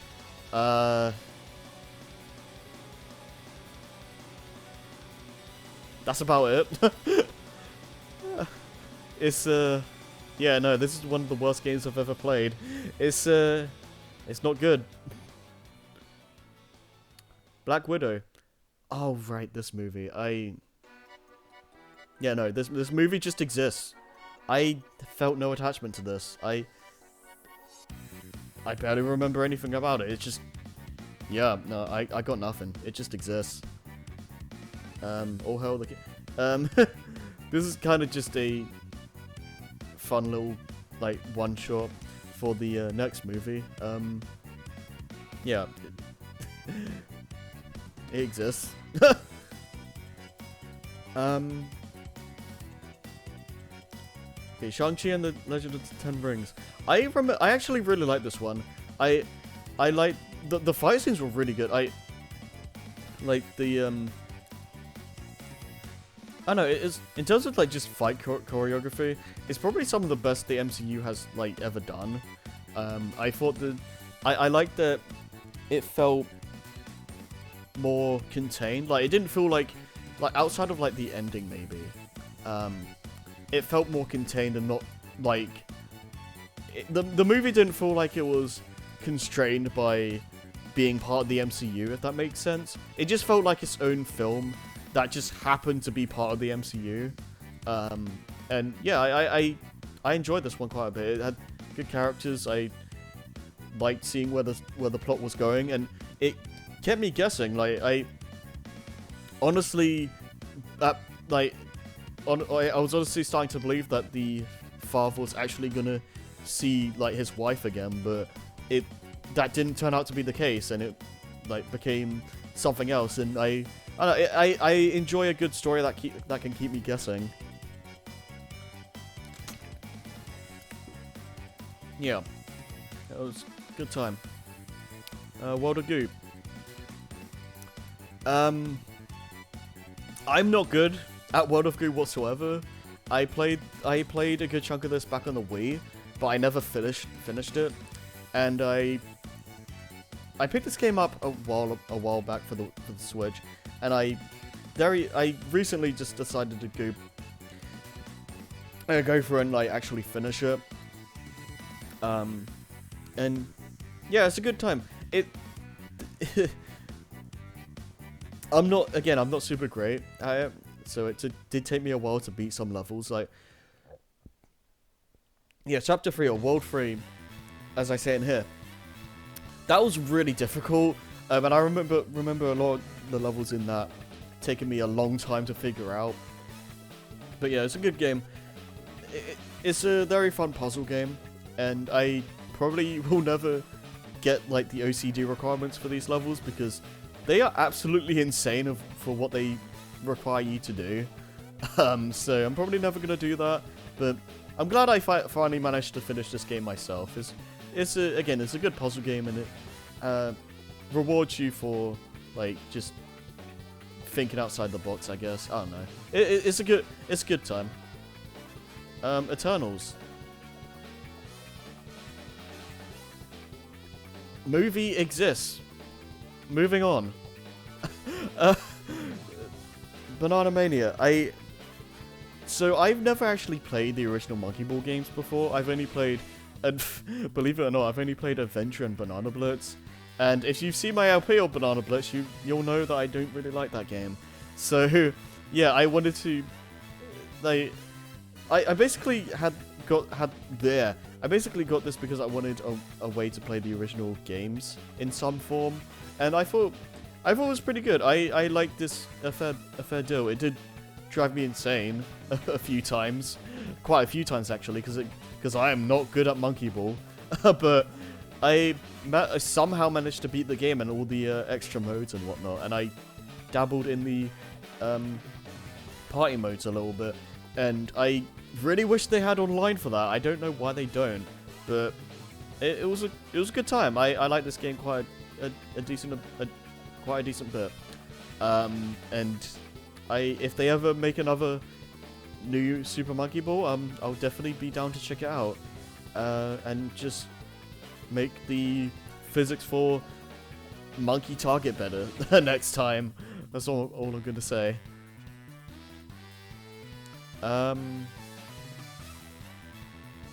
Mario Tennis Aces. Okay, so this is one of those like games where people have a lot of issues with like the updates or whatever. I played this game a lot later, so I didn't really like, that's not really a factor to me. But I basically just went through the main story, and then I did the tournament cups. And if I can just say right off the bat, the tournament cups are hilariously easy. Like, even on like the hardest setting, I just blazed through that. It was ridiculously easy. But in terms of the story mode, though, I had a decent amount of fun with it. Like, I had a good amount of challenges and like whatnot, and I enjoyed facing the bosses. And it did have a few moments where it tested me a fair deal. I think Boom Boom is probably the hardest. Funny enough, I think he's the hardest like regular like tennis match you like come across. And yeah, other than that, Kamek is a cuck. Like that rally you have to do with him is like a pain in the ass. other than that though, like the game's fine. Like I yeah, Mario Tennis is fun time. I don't know if I'll really play this much beyond this point, but I'm glad I went through the story mode because it was a decent amount of fun. What if? Okay, so I like the concept of this series more than I liked the actual stories being told here. Being told here. Because I love the idea of like a what if scenario, and I'd love this concept for like Star Wars, for an example. But yeah, I had fun with this. It was interesting to see like different outcomes from like situations that you saw in the movies, and like how like what would happen if X happened instead of Y and all that. And then there's like the last like 2 episodes, I think, where it has like Ultron try and like take over the multiverse and all that. That was interesting. Yeah, no, I think they plan on doing another one of these, so I'll definitely be interested to see how that goes and what kind of scenarios they try and pull from that. But yeah.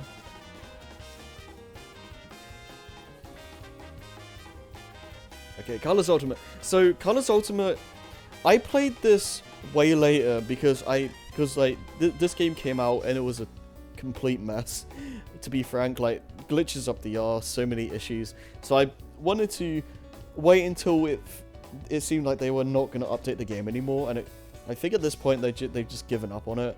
And I think at this point it still has some issues that need fixing. Like the main one is the giant crab enemy that shoots lasers at you. You can't see where it's gonna fire, which is a massive problem. But other than that, I think it's a decent way to play the game now. It's not perfect. It has some weird issues, like I said, but a lot of it is just minor visual stuff that you can easily ignore, I feel. Because yeah, no, it's still, at the end of the day, it's still colors, and I still love colors. So yeah, I had a good time playing through this. Oh god. Right, Devil May Cry. I was honestly expecting this game to be a lot harder than it ended up being. It's definitely not easy, don't get me wrong, but I don't know, I feel like it's harder it feels harder than it actually is, because getting a game over makes you have to restart the whole like mission again. But thankfully levels aren't ever super long in this, so it's not as bad as it could be. But you know, like DMC1, like I had a good time with this. It felt good to learn the combos and like keep a chain, like a string of combos going and all that good stuff, and figuring out how to defeat bosses, all that good stuff. Like, it was a fun time. I had a good time with DMC1, and I look forward to. Well, I know I do want to play 2, but I know that game is apparently terrible. But I ignoring that, I am looking forward to playing the rest of the series. Hawkeye. It was fine. I didn't really care too much. I feel like this is the start of like, it feels like they're just trying too hard to like replace the characters with like a female counterpart. Like I don't know, like I don't know, it was fine. I didn't dislike it, but like I didn't really like it that much either. It just kind of yeah. I already talked about this. Okay, Aria the Natural OVA. So this is another show that I was watching with friends. This was like and like what, like me, Aaron, and Lewis watching this, and yeah, Aria is just a very nice, like, calming show to watch. Like, you don't try think too much or anything like that. It's just nice to just go along with the show and like take in the atmosphere and like the characters, and just it's one of those shows where like it just makes you feel good about life, and just seeing how like beautiful the world actually is. It's great in that sense. It has a very fun cast of characters, and it's just, you know, it's a very feel good kind of show, and like just makes you forget about a lot of the bad things about life. So yeah, it's definitely a good watch.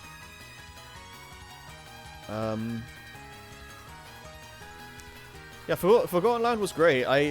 This is like one of the very few things I've actually played this year that actually came out this year. Yeah, Kirby and the Forgotten Land I enjoyed quite a lot. It's one of my favorite Kirbys now. I don't know if it's my favorite. It's definitely between this and Return to Dreamland though. And yeah, for their first 3D Kirby game, they knocked it out of the park. Like, this is really good. It had great level design. The bosses were fantastic. It had a good post game, and a lot of mini games as well. Like, they put a lot of like content into this one, and it felt like when I got to 100%, I felt like wholly satisfied. Like, it didn't feel like Star Allies, where the base game felt so empty and like nothing. Like, I didn't feel like that, and it just was a good time. I like Forgotten Land quite a bit, and I look forward to whenever they do another 3D Kirby, because that's definitely going to be an interesting one. Battlefront 2, I don't know. Yeah, as I say here, I finished it just because I'm trying to finish games I started. Yeah, no, it was fine. It just kind of existed. I didn't really care that much about the story, I'll be honest. Spider-Man 1. So the first movie game is basically a follow-up to Enter Electro, or just the PS1 Spidey games in general. So it basically uses that framework. I don't know if I like this as much as those games, but I think it's pretty good in its own right. It does have some really bad difficulty spikes though. The bomb mission, I'm looking at you.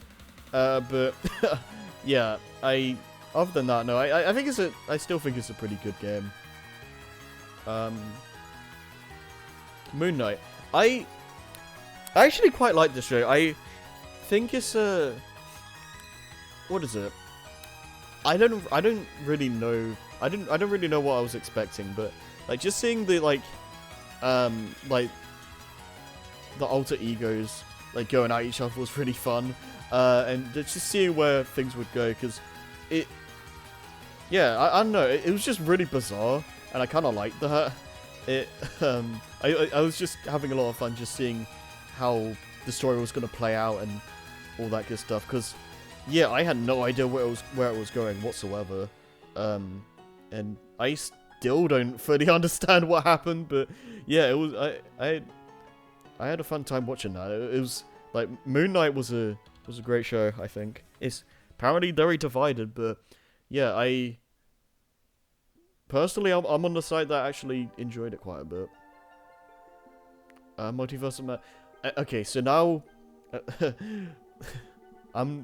I don't know if there's anything else in the MCU that I'm gonna be super nice about anymore, because starting with this Multiverse of Madness, one thing I will say, you can tell that it's directed by Sam Raimi because of the how a lot of scenes are shot, and like how dynamic a lot of them tend to be.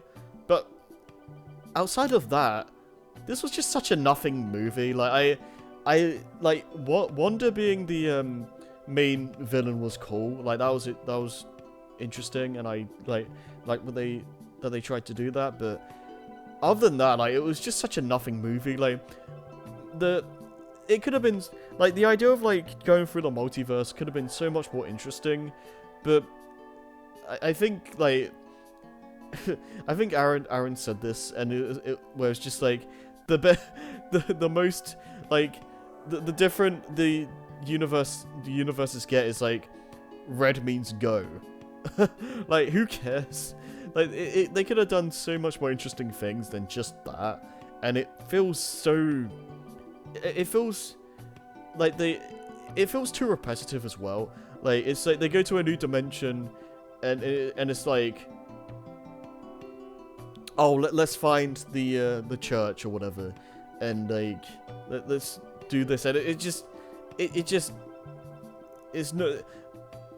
I feel like they don't do anywhere near as much as they could have. Like when you go for the multiverse, you expect some crazy like wacky stuff to happen. Like all these different places like are gonna be so unique and interesting and like diverse, but they're just kind of not.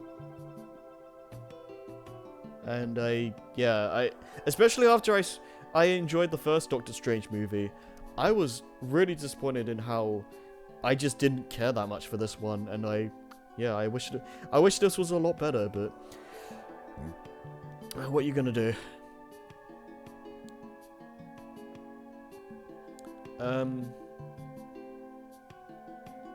Yeah, Rayman 3, Crash 2 and 3. Yeah, this is basically just me replaying these games because I felt like it, and Crash 3 because I was playing it during the multi-world. So, yeah, not much I can really say about this, but yeah, these 3 games are just so easy for me to replay, and I can just pick these up any day of the week. That's all there is to it. Okay, Touhou 9. This was... God, this was painful because I was like super stubborn with this because, first off, I did play everyone's like regular stage, or regular runs or whatever, and then that unlocks the extra stage, which is basically Komachi's run. But the thing with that is that you have to go through the game, and you only have 1 hit point and you die, and you start with like just the single life, and you can get lives by getting enough points and all that, but you have so little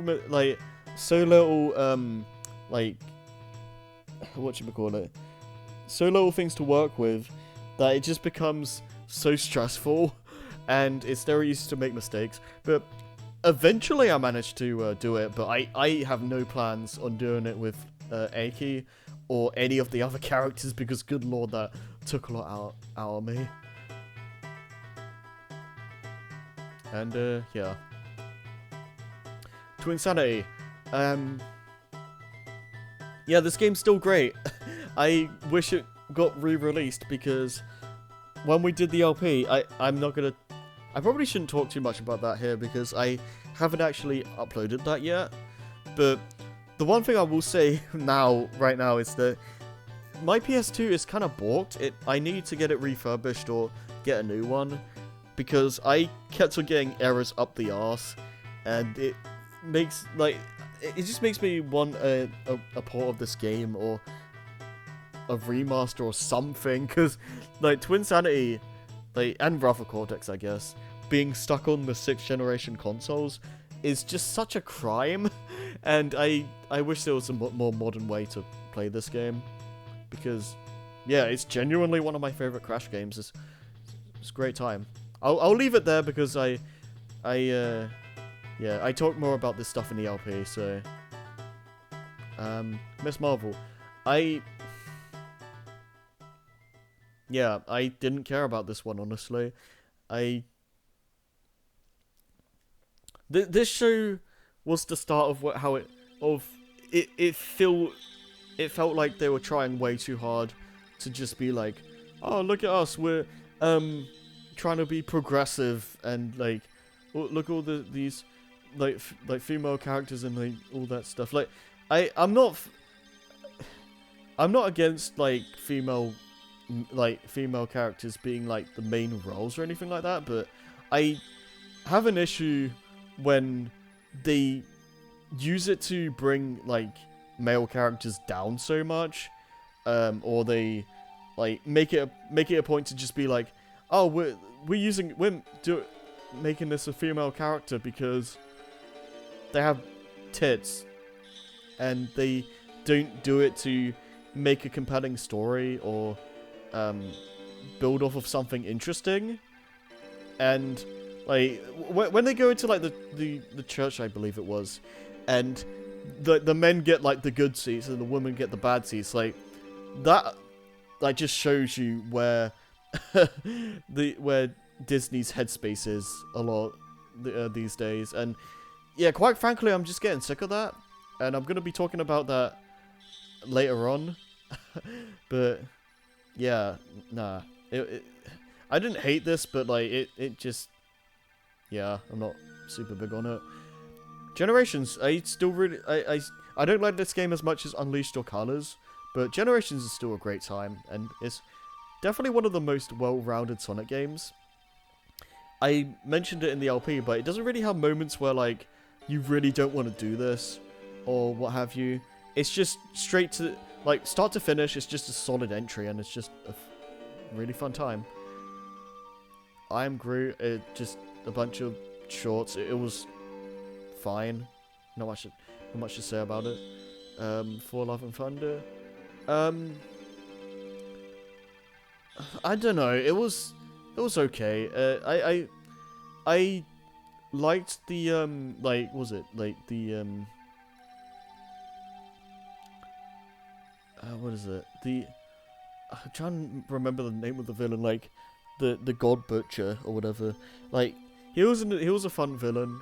I feel like they could have done a bit more of him, but yeah, that was interesting. I like how the kids at the end got all those like powers from 4, and like they went ham on the monsters. Like that was cool. That was probably the hypest part of the movie, if I'll be honest. But yeah, otherwise it was just fine. Like I wasn't like insulted or anything like that, but it just kind of existed. I wasn't super into it. It was just like, yeah, it was fine. Charles A New Hope. This was very, very fun to go back to. I was actually planning on watching this a lot later, like when eventually I play Skywalker Saga with Scrappy. But I had a good time. I like this. I like this movie a lot more than I remember liking it. I think it has really good pacing, and like it has a good. I think it has a good flow to its events, and it has a good solid ending where if this is the only Star Wars movie you've seen, it feels like a solid ending, and like you don't need to watch more if you don't want to, but it's a good movie. I liked it quite a bit. Lost World. We're in November. We're getting there. Oh boy.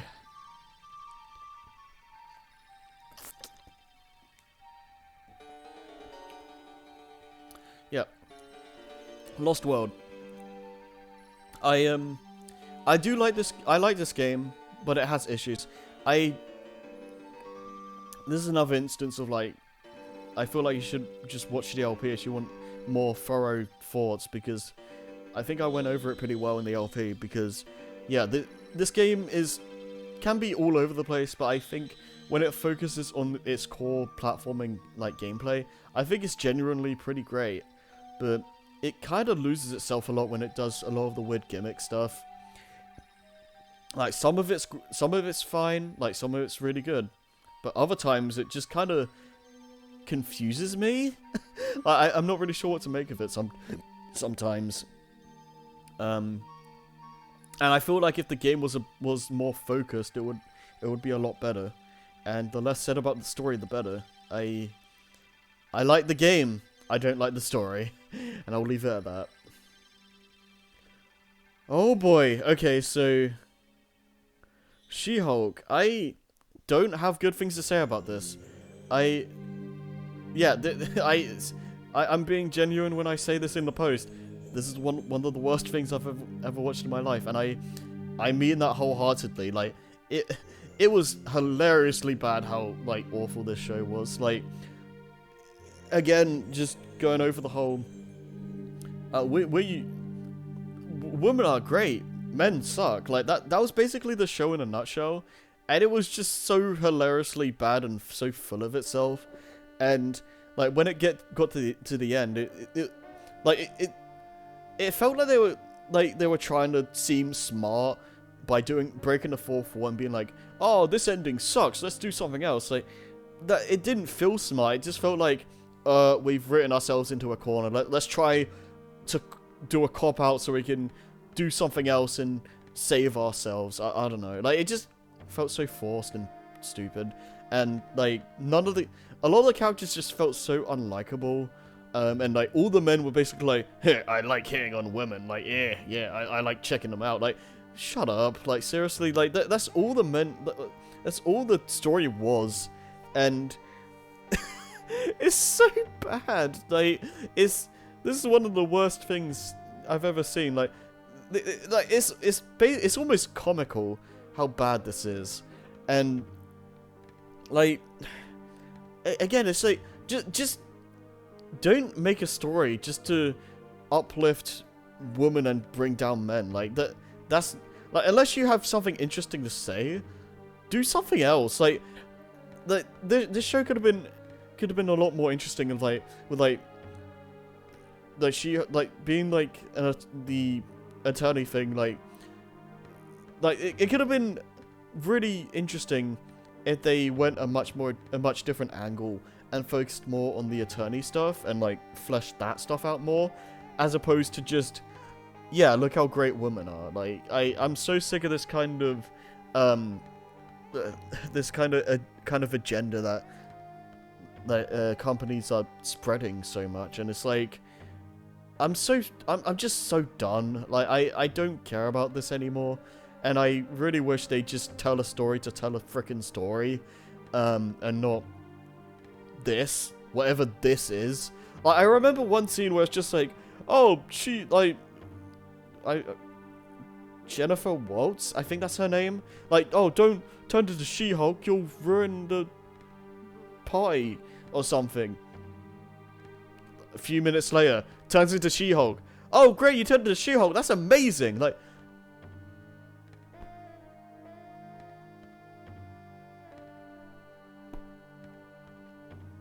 it's like, what? It feels like you can't, that you're not allowed to have the characters have conflict because they're not allowed to have conflict. They're perfect. They're girls. Like, do me a favor and piss off. That's all I have to say about that. If I talk about this more, I'm just gonna get more and more annoyed. So I'll just leave it there. So yeah, I just talked about the Phase 4, which is, yeah, just a really mixed bag. Let's see here.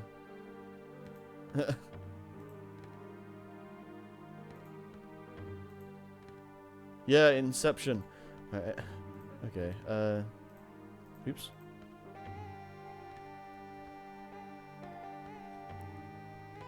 Yeah, so Sonic Forces. And speaking of more ranting, yeah, Forces. It sucks. Watch the LP. That's all I'm gonna say.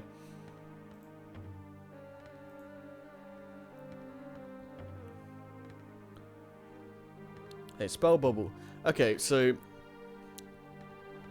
I've been slowly chipping away at. I've been slowly chipping away at the challenge mode for this game, and yeah, as I say here, the challenges have basically just gotten to the point of absurdity, and they expect basically god gamer skills, and yeah, it just started to become not fun anymore. But ignoring that though, I had a good time with Spell Bubble. It's a very fun puzzle game. It's probably one of my favorite puzzle games, like in general now. Like I had a lot of fun going through it, but god damn, I wish they would tone down the difficulty sometimes. But yeah, I'm not saying I'll never try to do the level 9 and 10 challenges, but or maybe mainly the level 10s because I basically did most of the level 9s, but yeah, it just started to get freaking ridiculous, dude. But yeah, I had a good time with the game. Like outside of that, and I just keep the music playing.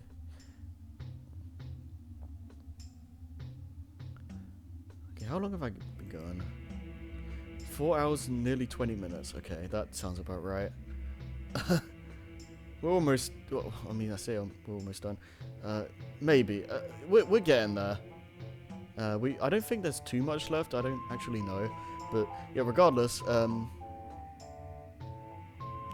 Love Live Nijikisaki season 1. So I'm really late to the new Love Live series. Like there's 2 of these that I recently just been sitting through, and yeah, I like this a fair deal. Yeah, like I say here, I don't think I enjoyed this as much as like School Idol Project or Sunshine, because I'm just like I feel like the story for those groups was like a lot more like focused and well realized. But I do like what they were trying to go for here. I like the cast. The music was like popping off. This is probably some of my favorite music in all of Love Live. Like these, like season 1 and 2 of Nijikisaki. Like the music was great.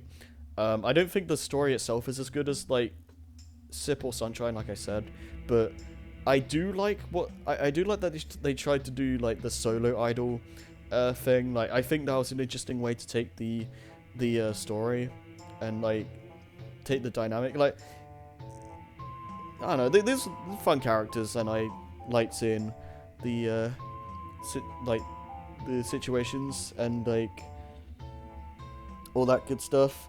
And I insert comment about how Ayamu is like a yandere here because yeah.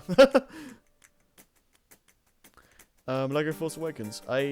This is another thing of like me playing it because I started it at one point and I want to finish that. Finish all the games I started. Yeah, it was a fun time. I liked this more than the Clone Wars game, but it wasn't super great or anything. But I enjoyed going through the open world and stuff, and it was a decent time. I don't like I'm not the biggest fan of the sequel trilogy, but I had a good time going through this. And like and going through the Crash trilogy again. This yeah, I went through on stream, I went through the N. Sane trilogy and got all the platinum relics for each game. And yeah, it was a fun time. It wasn't really as bad as I was expecting, to be honest. Like Crash 1 was, yeah, I had the most difficulty like consistently with Crash 1. Crash 2 I don't remember being that difficult, and then Crash 3 none of them were like really that bad. The standout levels I can think of for Crash 1, it was Stormy Ascent and the lab, and because of more so because of its length rather than the platinum time to being difficult. Sunset Vista. Crash 2 didn't really have like standout levels that were like a massive problem, to be honest.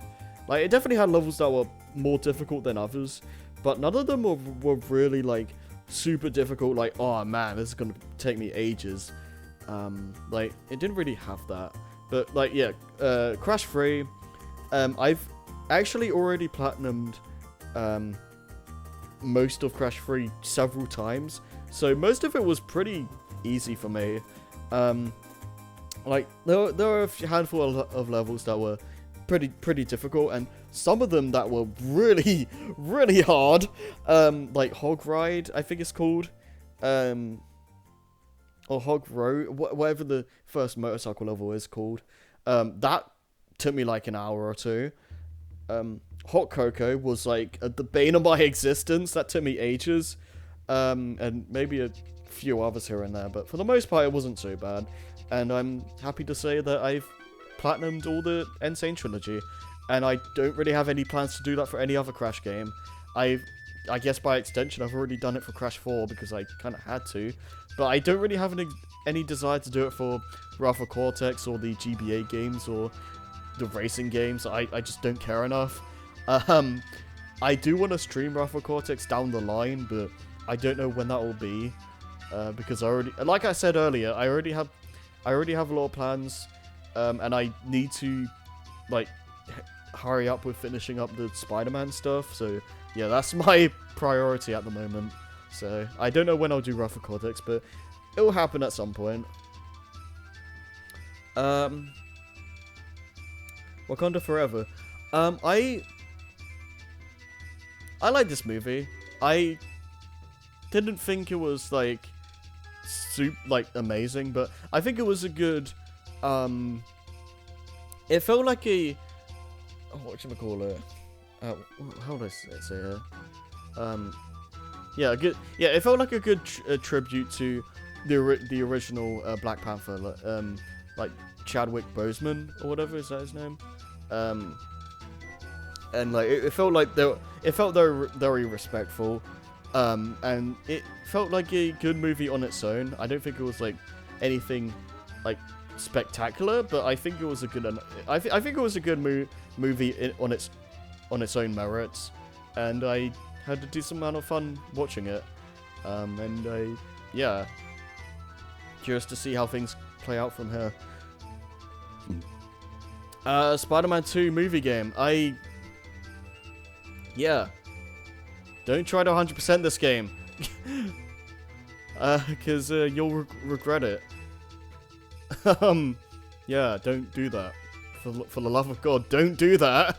Because, yeah, a lot of the side content in this game is ludicrously difficult sometimes. Especially if you want to get, like, the mega times for the time trials and all that. Yeah. Ignoring that though, if you just get through the main story and do like some of the side stuff a lot, like on the side, then this game is great. It's definitely one of my favorite Spidey games. But yeah, just don't try to complete it because you'll hate your life. But yeah, it's just like swinging around is really fun. The combat is like fun to experiment with and like figure out how you can do all these cool combos and whatnot. And yeah, if you just focus on the main story, it's great. Yeah, it's a good time.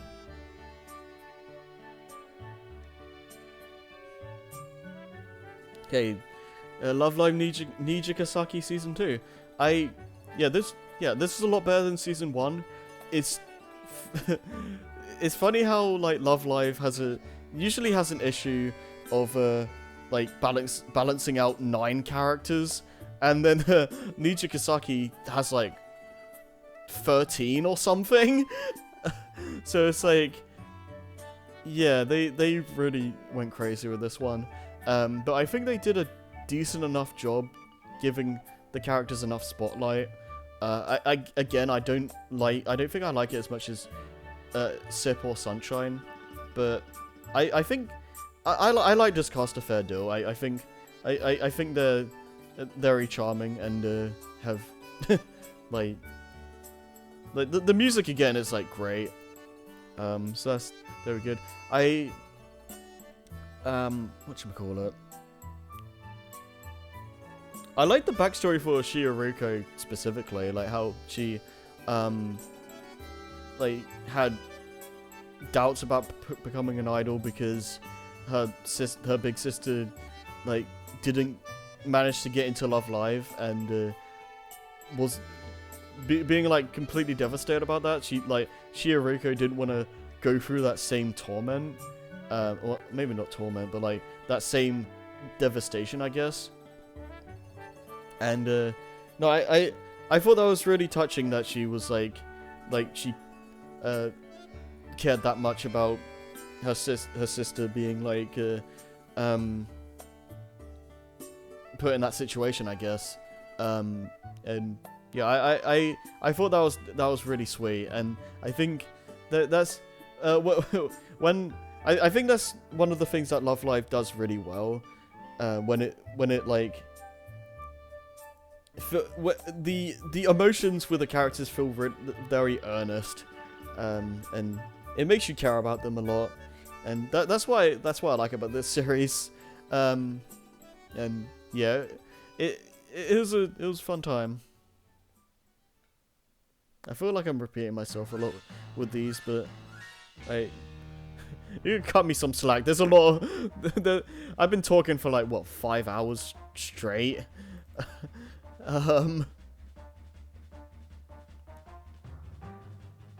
Yeah, Fallen Order. Like, yeah, we're getting very close to the end. We're almost done. Yeah, Jedi Fallen Order. I like this quite a lot as well. This was great. Like, just exploring all the different planets and finding secrets, and the combat was really satisfying to get good at. Like multiple times throughout the game, I was like popping off because of how like hype it was of all the animations, and I was genuinely interested in seeing where the story would go, because like being like post Order 66, like this is one of the most integral parts of the Star Wars canon, and yeah, it was great. I'm really looking forward to Jedi Survivor, whenever that's supposed to come out, because that looks great. And yeah, Fallen Order, great time. It was a really good game, and a really good Souls-like game. Yeah, Ultimate Spider-Man. I don't like this. Okay, I don't like this as much as Spider-Man 2, but I think what's we call it? I don't know. I had a good time with it. I liked the game, but it doesn't have as much stuff as you can't do as much stuff as you can in Spider-Man 2, and Venom being playable is an interesting concept, but I kind of just prefer playing as Spidey, but I like the idea of playing as Venom, but I wasn't super big on his gameplay. I feel like they could have done more interesting things with him, but it was a fun game. I didn't care enough to go for 100%, but I did a good amount of I did a good amount of its content. I did all of Spidey's like race challenges and all that good stuff. So I had a good time. It was a fun enough game, and it's fairly short, so it doesn't take too long to beat either. I always talked about Little Witch. Okay, so yeah, Love Live Superstar. I've always been kind of iffy on Superstar because I always felt a little bit that there's like 2 new like Love Live idol groups like happening at once. I feel like, I don't know, just the idea of like 2 new series happening simultaneously just kind of rubs me the wrong way. But I went into this with an open mind, and I managed to enjoy it a lot more than I was expecting to.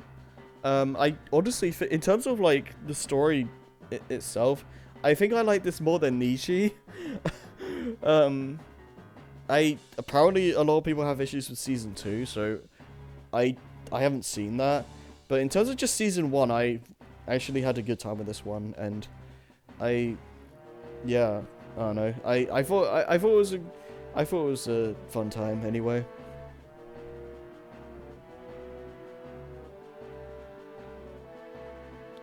Spider-Man 3. Bad game. Never playing this again. Just watch my stream series of this, because like this is not fun to play, and I'm currently playing through the HD version right now. And yeah, I never want to play this game again. Forced motion controls, nothing but fighting mooks, and yeah, it's just such a bad. It is terrible.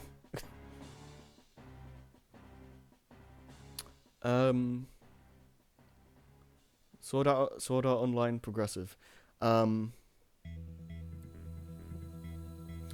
I know we're near the end of this, but I'm actually gonna take a quick toilet break before we finish this off. We're almost done, but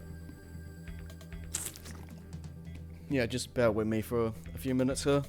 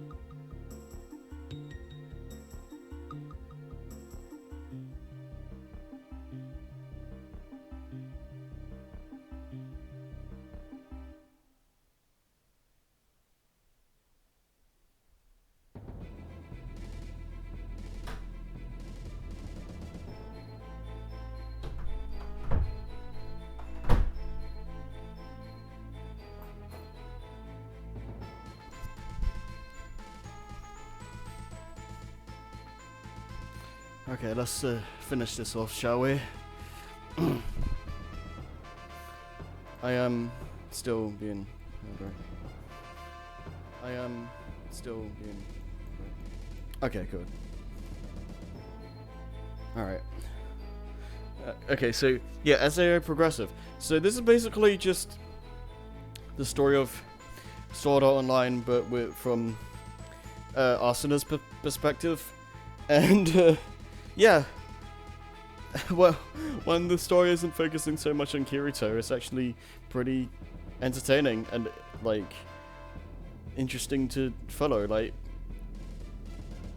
Asuna has, like, makes a friend, and I genuinely, like, care about their relationship, and, I genuinely got sad when they, like, separated at one point, and then Kirito comes in and it's like, oh no, it's basically where the anime, like, steps in.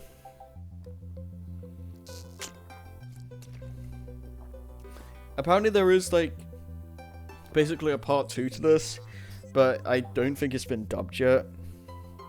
So I would like to see that when it comes out, because yeah, it's not it's not every day when I'm nice about SAO, but yeah, I genuinely thought this was a good movie, and I can't believe I'm saying that. I actually like this one. Yeah, I think it's genuinely good. Not much else to say.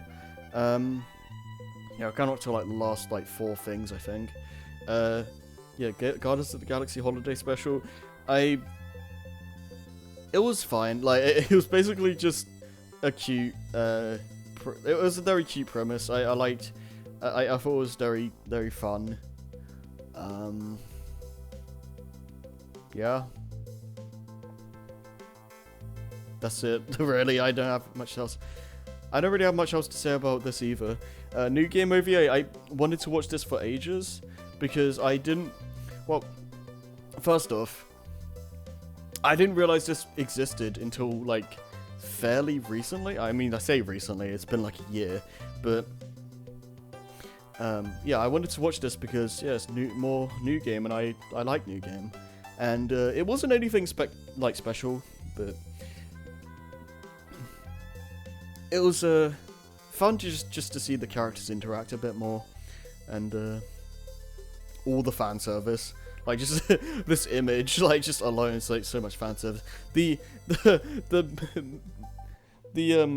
most I had to say about it is that the translation I saw was kind of balked, because it was like it was translated from Japanese to French to English, so it like, there's a lot of stuff that just doesn't make sense, but I could still follow it like fine enough. But the one thing I did want to mention is that the guy that, or girl, I don't know, that translated it put their Discord profile in the subtitles, and I just find that really hilarious. I actually tried adding them, but, like, they apparently changed it because it doesn't work, so that's something. But it's just kind of funny how that works. And yeah, this is like these are like the last things. Milky Holmes season 1. I have an interesting backstory of this, because I've rewatched the first handful of episodes of this so many times because I keep wanting to watch it with other people, because I want to like watch the craziness for the first time with them. I guess kind of similar to how I watched Nichijou with Jason, but it's taking so long to try and schedule something like that. So I've just kind of started to watch it on my own, especially since I've been trying to find something new to watch, and I was just like, yeah, screw it. I've been waiting to see this show for like literal years, so I'm just gonna sit down and watch Milky Holmes. So that's what I did, and I love this. I love this stupid show. Like the main cast is absolutely adorable, and I love, like, they're like the most adorable idiots ever. and I love like just the crazy shenanigans that can happen in this show, and I love how fast paced the comedy is. Like it so much happens in one single episode, and it just keeps you watching for more. Like you just want to see like how the insanity ensues and what these characters are going to get up to. And yeah, if you love absolute nonsense, then Milky Holmes is the show for you, because good lord, is there a lot of just absolute nonsense. And this is the last thing, Milky Holmes summer special, which takes place between seasons 1 and 2. And yeah, this is just more dumb fun with the Milky Holmes crew, with Kokoro as the main protagonist for this one. And yeah, the biggest standout I had to say about this is that I need to check out more of the like the music outside of the anime, because when Kokoro was an idol and like doing all the like singing and all that, like that was really good. Like the songs were really good, and I want to see more of that. So I definitely want to like check out more of the like music of this series, because it's genuinely like really good stuff. But yeah, other than that, it's basically just, if you enjoyed season 1, you'll enjoy this. Again, it's more dumb fun with the Milky Holmes crew. And I'm currently watching season 2. I don't have it on here because this is purely for stuff I've actually finished. So that's why it's not on here. But yeah, season 2 has been really fun so far. And yeah, that's it. That's all of the media thread done. And it took me a little under 5 hours. So how about that? So I did manage to do it all today, but good lord, that was a lot. I don't know if I'm going to do this again next year. I might. I don't know. I want to at least do another media thread next year, but I don't know if I'm going to do another stream like this at the end of the year, because this took a lot out of me. It was an interesting experiment doing this though. I'm glad I gave this a try. I don't know how well I did. I don't know if I did a good enough job explaining things, but I did what I could. And I guess to say this now, the reason why there are some things that aren't on this list, like you might be thinking, why isn't Untitled Goose Game on here? You did a stream of that and you finished the game. The reason why that's not on there is because I haven't done the time trials for that, and I don't put games on this like media thread until I'm like absolutely like fully content that I'm done with it. And yeah, that's why Goose Game isn't on here, and that's why Sly 1 isn't on here, because, well, I don't know if you guys know this because it's not uploaded yet, but I did an LP of Sly 1. But the reason why it's not on here is because I haven't done the time trials for that game yet, and I want to do that. So that's why that's not on there, because I'm not done with that game. So yeah, that's my reasoning for not putting those two on there at the very least. I do have a bad habit of forgetting to put things on here, and then I had to remind myself. So it's not always accurate when I put the posts up for these things. Like Banjo-Kazooie, for instance. Well, I finished that way earlier than the post happened. So it's just stuff like that, and that's also why there's a lot of moments where like I supposedly finish a bunch of things in one day. That's not actually the case. That's just me remembering all the stuff that I finished, and I just post it all in one go. But yeah, that's basically it. I've been talking for nearly 5 hours straight, so I need to, at this point I think I just need to take it easy and rest my vocal cords. So I don't know if this was enjoyable or what this really was, but it was definitely something.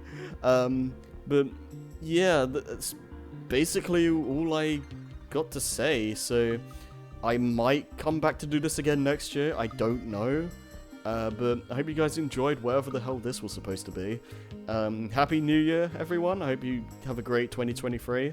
I hope that it's going to be great for myself, this channel, C's, etc. I have a lot I want to do next year, so hopefully things turn out well.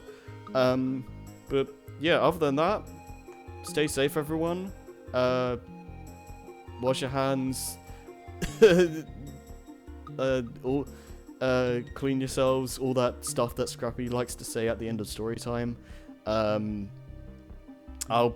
might be back to do Spider-Man 3 tomorrow, I'm not sure. It depends how I feel, but